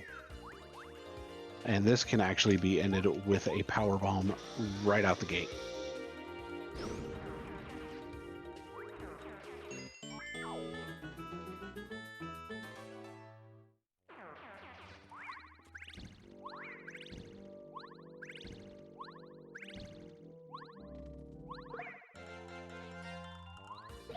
Dude did not want to re-aggro.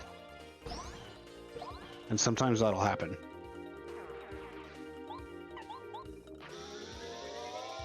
So if I do not get the fortress key in this upcoming check, then I know that it is on one of these very few things that I have remaining.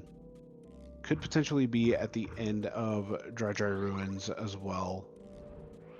Especially if the Ruins key shows up here. So we are going to go immediately turn in the letter to Dainty. That is going to be our first and foremost check.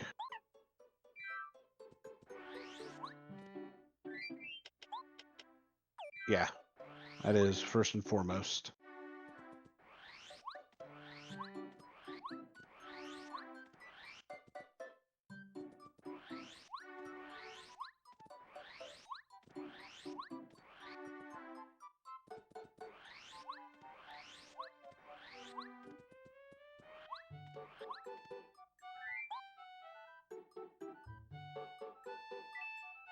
Just a coin. Okay. Well, that's not good.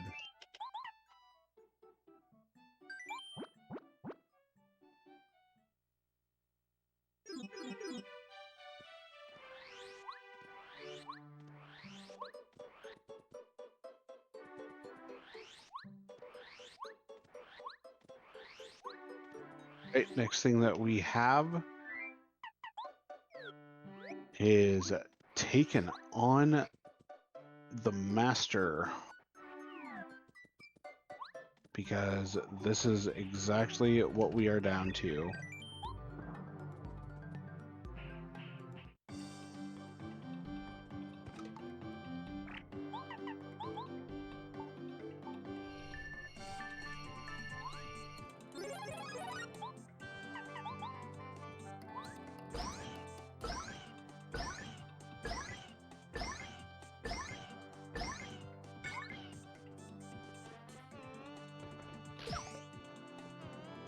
All right.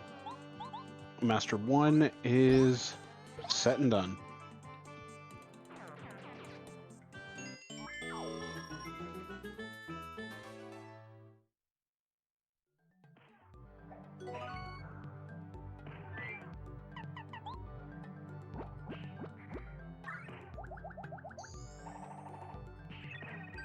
So we are going to move into Master 2 now.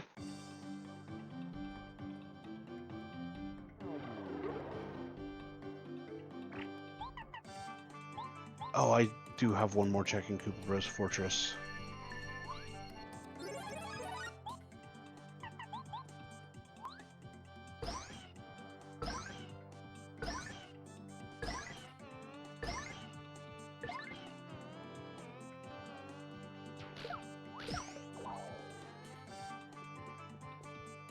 That would have been better just to take the 6 and then the 7. Yeah, let's go for...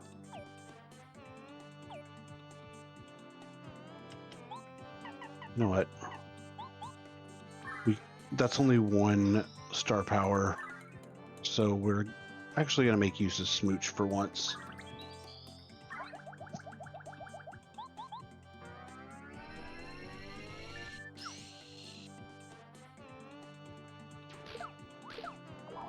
So Smooch is an ability that I rarely use, but in this case, I'm going to have to use it twice.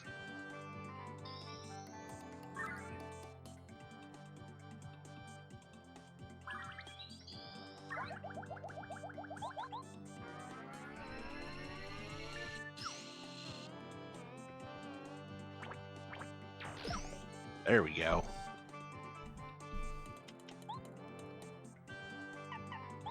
Let's go for the power bounce.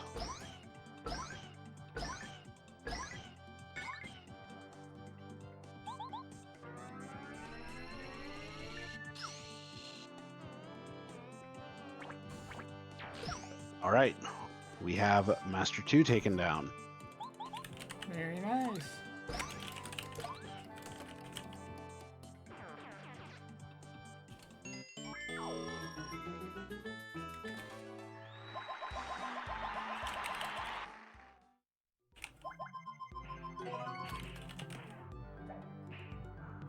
All right, we're going to go for Master 3.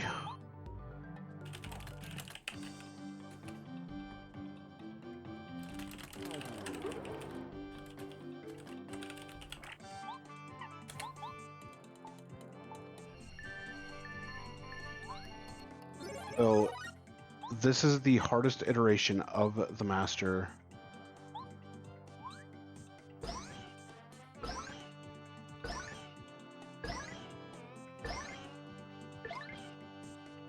I want to get into danger and be dropped to 5 HP preferably.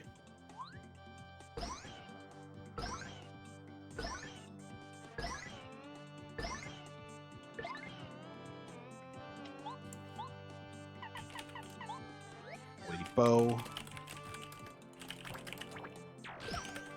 Perfect. Perfect. Nice. Quick bounce is going to do more.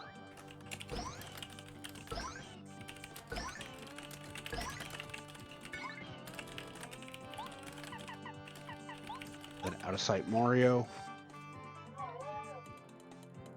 Perfect. Okay. So if I hit the full Quake Bounce,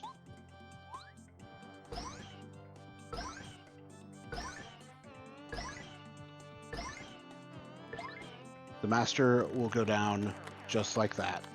Very well done. Clinic. Unfortunately, I have higher level than I want, but that's okay. Oh no. I have a very bad feeling now on Koopa Bros Fortress.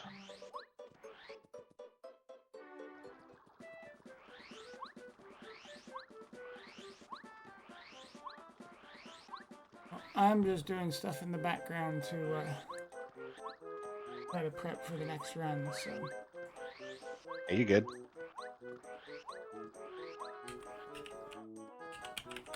I would jokingly be like, you mean you don't want to do a plug during your setup time?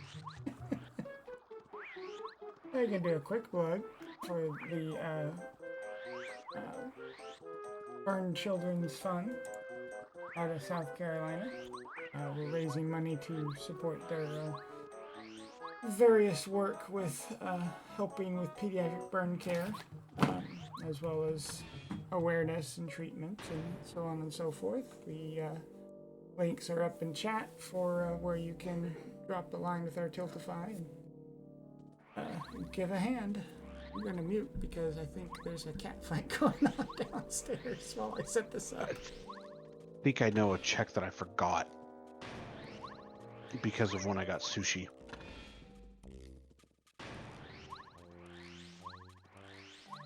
because there aren't very many checks left in the game. But with what I can do right now, I can actually get the shortcut for getting back up very quickly, ready to go. So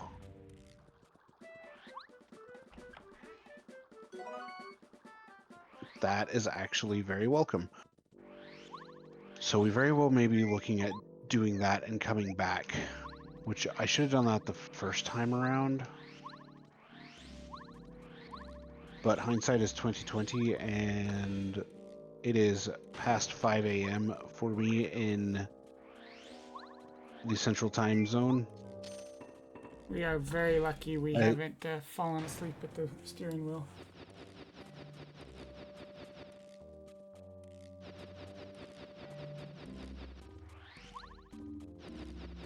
I would say speak for yourself, but you're absolutely right.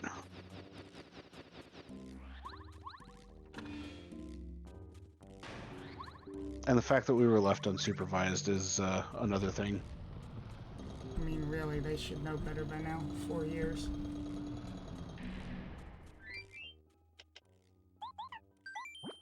Okay, let's go. Yeah. I left a few checks in Mount Lava Lava and totally forgot about them.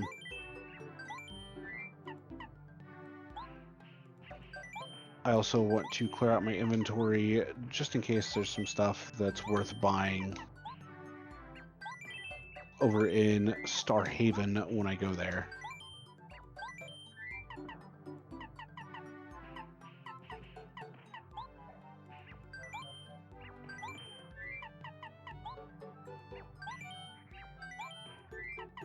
And just get rid of a few. I'm going to put this in air quotes. Lesser items in this circumstance. That hustle drink will be really good if I can get double dip, even though I have triple drip. That triple dip right now. Triple drip. Yeah. Words.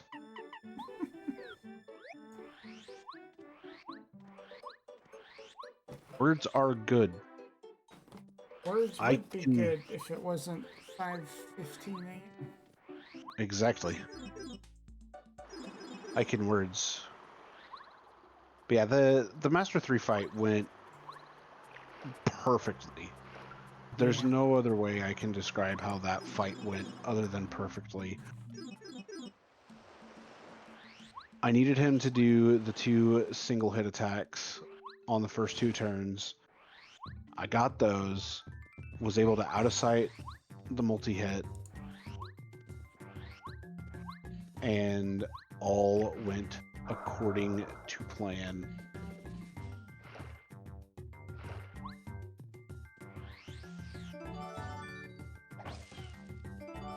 Yep. That's what I thought. Okay. Go mode.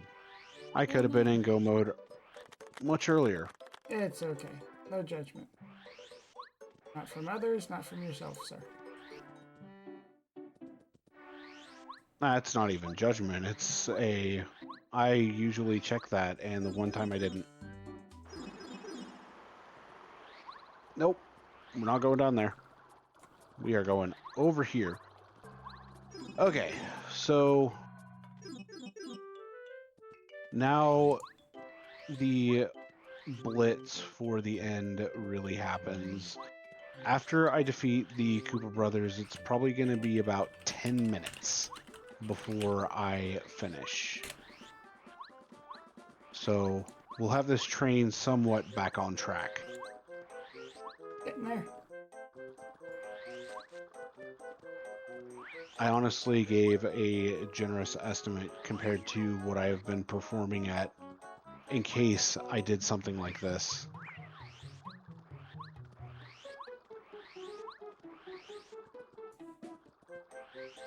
Because I actually started off rusty when I submit this for the marathon, and then proceeded to run this as completely glitchless logic, and got myself down to a 322.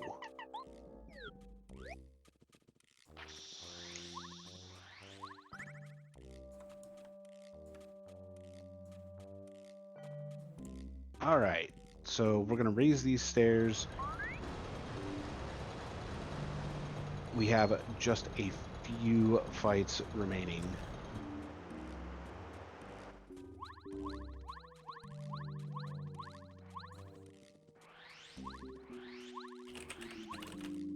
We'll go through these double doors, and music changes to the SMB3 airship music.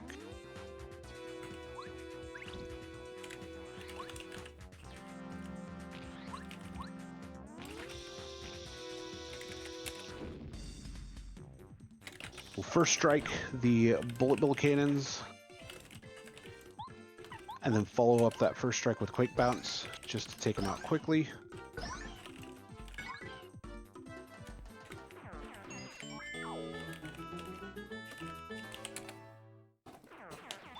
And then we will head right on in to the Koopa Bros. Let's go. Sorry, I'm digging into my donuts and forgetting my mic's not muted. What kind of donuts, though? Chocolate.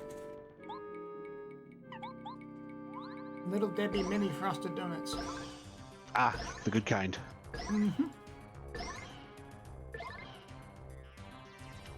So we're going to do nothing with Bombette, because we want Bombette's turn to come up after the Koopa Bros come out. So the Bowser gets blown into smithereens. The Koopa Bros come down. They're going to stack. So we got Koopa stack. We're going to bomb this stack. And they just get knocked off of each other. We're going to follow that up with a quick bounce. And this fight's done. Yay.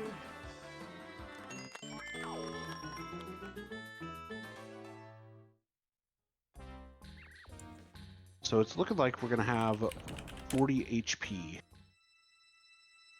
going into the final Bowser fight. And the reason I've been keeping track of what my HP is looking like going into final Bowser is because, similar to Crystal King, final Bowser can heal. Final Bowser heals for 30 instead of 20, though, and has 99 HP. So effectively, the fight is 189 HP without actually being 189 HP off the start. It can be a very long fight, but the difference between Bowser and Crystal King is Crystal King can heal on back-to-back turns where Bowser cannot. And after turn 3 of getting, or post Peach Beam, he can start to use the Star Rod again. So depending upon the luck that I get going into the later phases of this fight will determine how everything looks from there on out. So we are actually going to equip Spike Shield for the final Junior Trooper fight that we have before Hallway Bowser, and hopefully that fight goes rather well.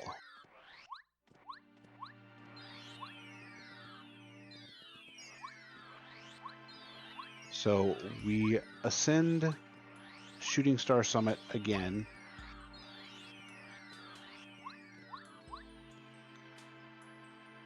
And we get the path to the Star Road. because it's not a Mario game if you don't have the Star Road after SMB 1, 2, and 3. It's the road, it's the Rainbow Road. But in this case, it's not the Rainbow Road, it's the Star Road. Legally distinct Rainbow Road. So these embers are actually not too terribly difficult to dodge the encounters with. You just spin out of their range until they bring up the question mark bubble. And then you keep going from there. We are going to go ahead and check the final shop. That's diabolical.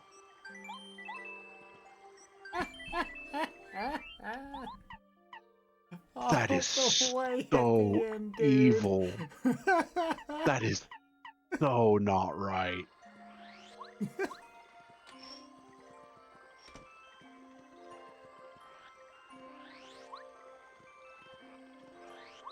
We've been Speckledorfed.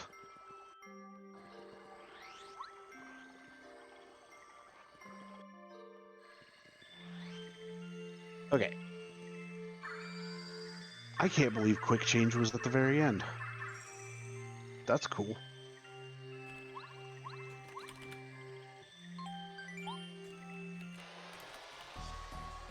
Yeah, no kidding there. Literal last place it could be. So instead of going through all of the Bowser's Castle shenanigans, we just go straight into the boss rush.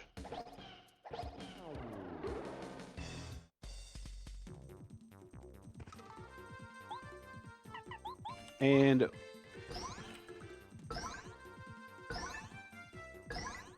one well executed quick bounce later, all the duplicates go down.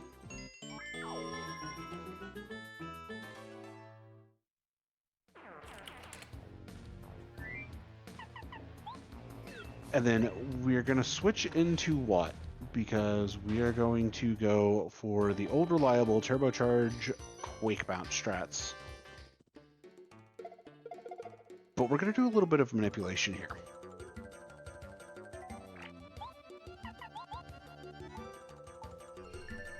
So you may notice Junior Troopa has 60 HP. We are not going to go through his first 20 HP.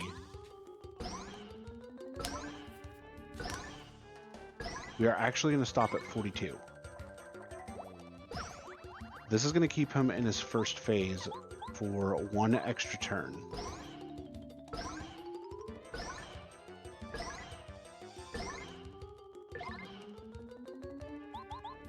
This, in turn, allows us to defeat him while he's flying.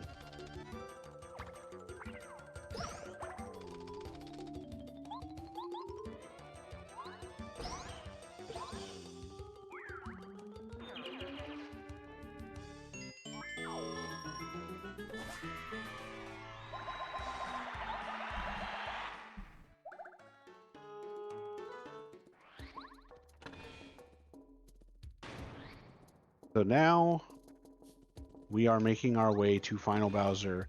If you want me to change my attack effects badge off of attack effects E to a different letter, get your donation in now, because after Hallway Bowser, that bid war is done.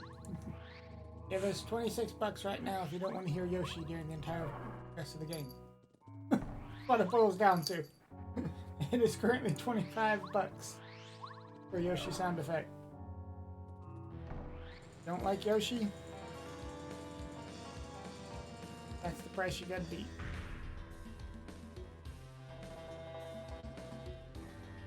So Hallway Bowser, it's going to be the same old song and dance.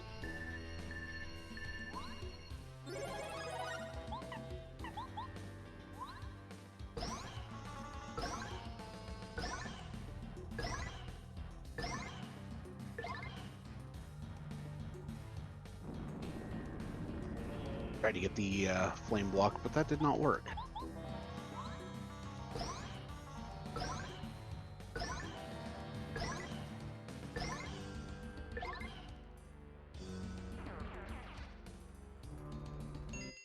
That's going to be the cutoff. on Alright. the attack effects. So We're stuck. we're sticking with E.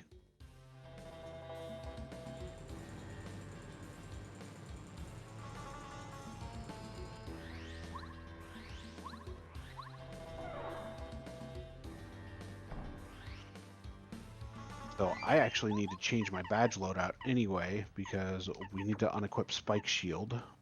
We want to throw on...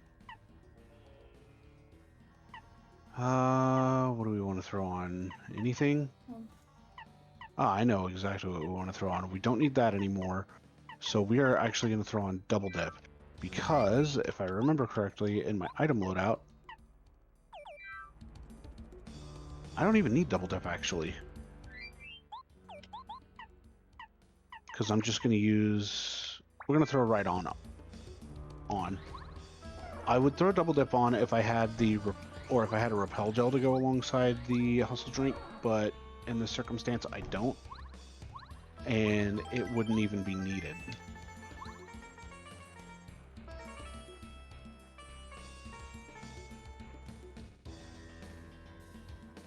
Also, that is a lot of Z button mashing.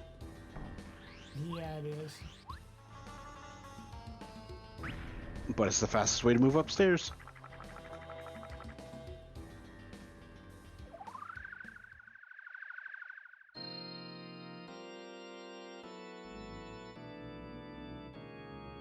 All right, Sonny, since you have control of the timer, I'm going to go ahead and tell you now. Time will be when Mario has the Star Rod above his head. Okay.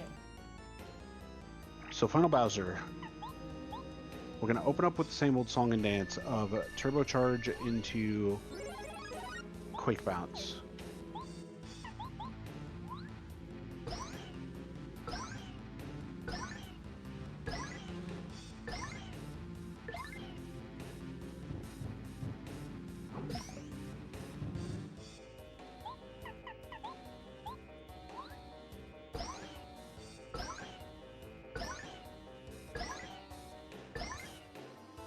And we're going to push him down to 43 HP in phase 1. So we've done over half of his max health and damage. The heal mechanic that I mentioned earlier looks at both HPs as a percentage. If Bowser's HP is 50% or less of your HP as a percentage of its max, he will heal, or has a chance to heal. Depending upon what that percentage is at, there will be a higher chance. So if I stay at 100% and I drop him down to 20%, it's almost a guaranteed heal.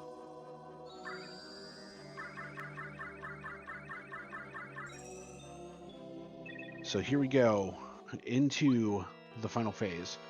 We are going to Peach Beam immediately because Bowser with the Star Rod active is very, very powerful. It gives him double damage. Can't have that.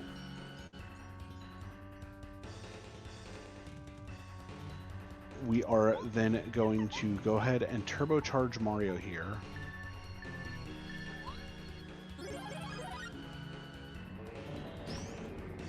Got the block on that fire. Okay, so we're at 75. 3.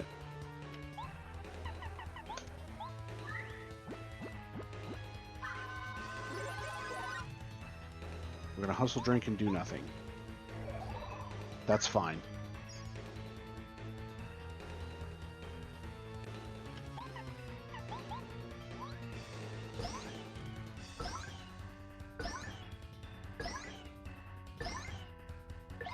Because this means next turn he can't heal. So if he attacks, he's done.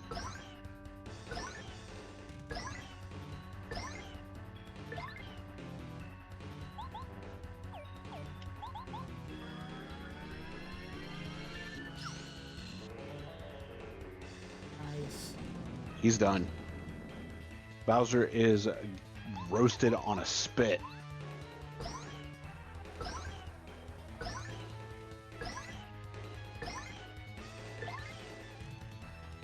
So Reminder, time will be when Mario has the star rod above his head.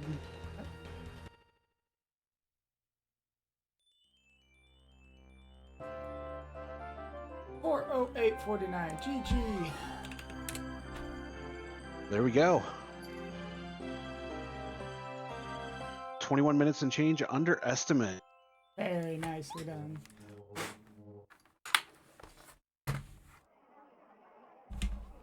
So yeah, my estimate for this was 4.5 hours, and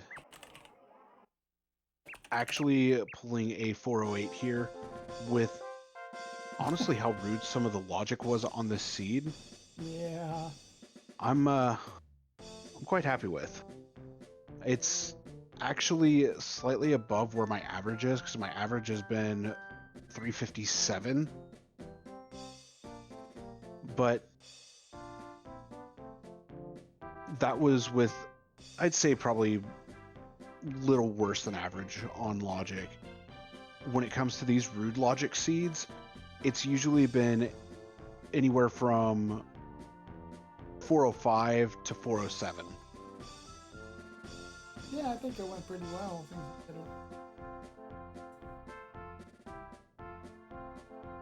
So yeah, Sonny, I want to thank you for sticking around with me throughout this entire thing. I know both of our throats are dry as can be, so we probably need to get some water. For everybody that's been around in chat, I greatly appreciate you all sticking around. This has been an absolute blast, and next year I actually have something planned for the Winter Marathon that may or may not be Thousand Year Door related. Hey. All right. But it's not going to be all Crystal Stars and Shadow Queen. I'll tell you that now. We're not spending 8 hours. No. But yeah, thank you all for having me, and we got what, Chrono Trigger next? Chrono Trigger race ready for me to set him up with. So Let's thanks go, again, Chrono Sonic. Trigger. You get some rest. We'll see you on the flip side. Will do. Thank you, my friend. Chat, I will be right back.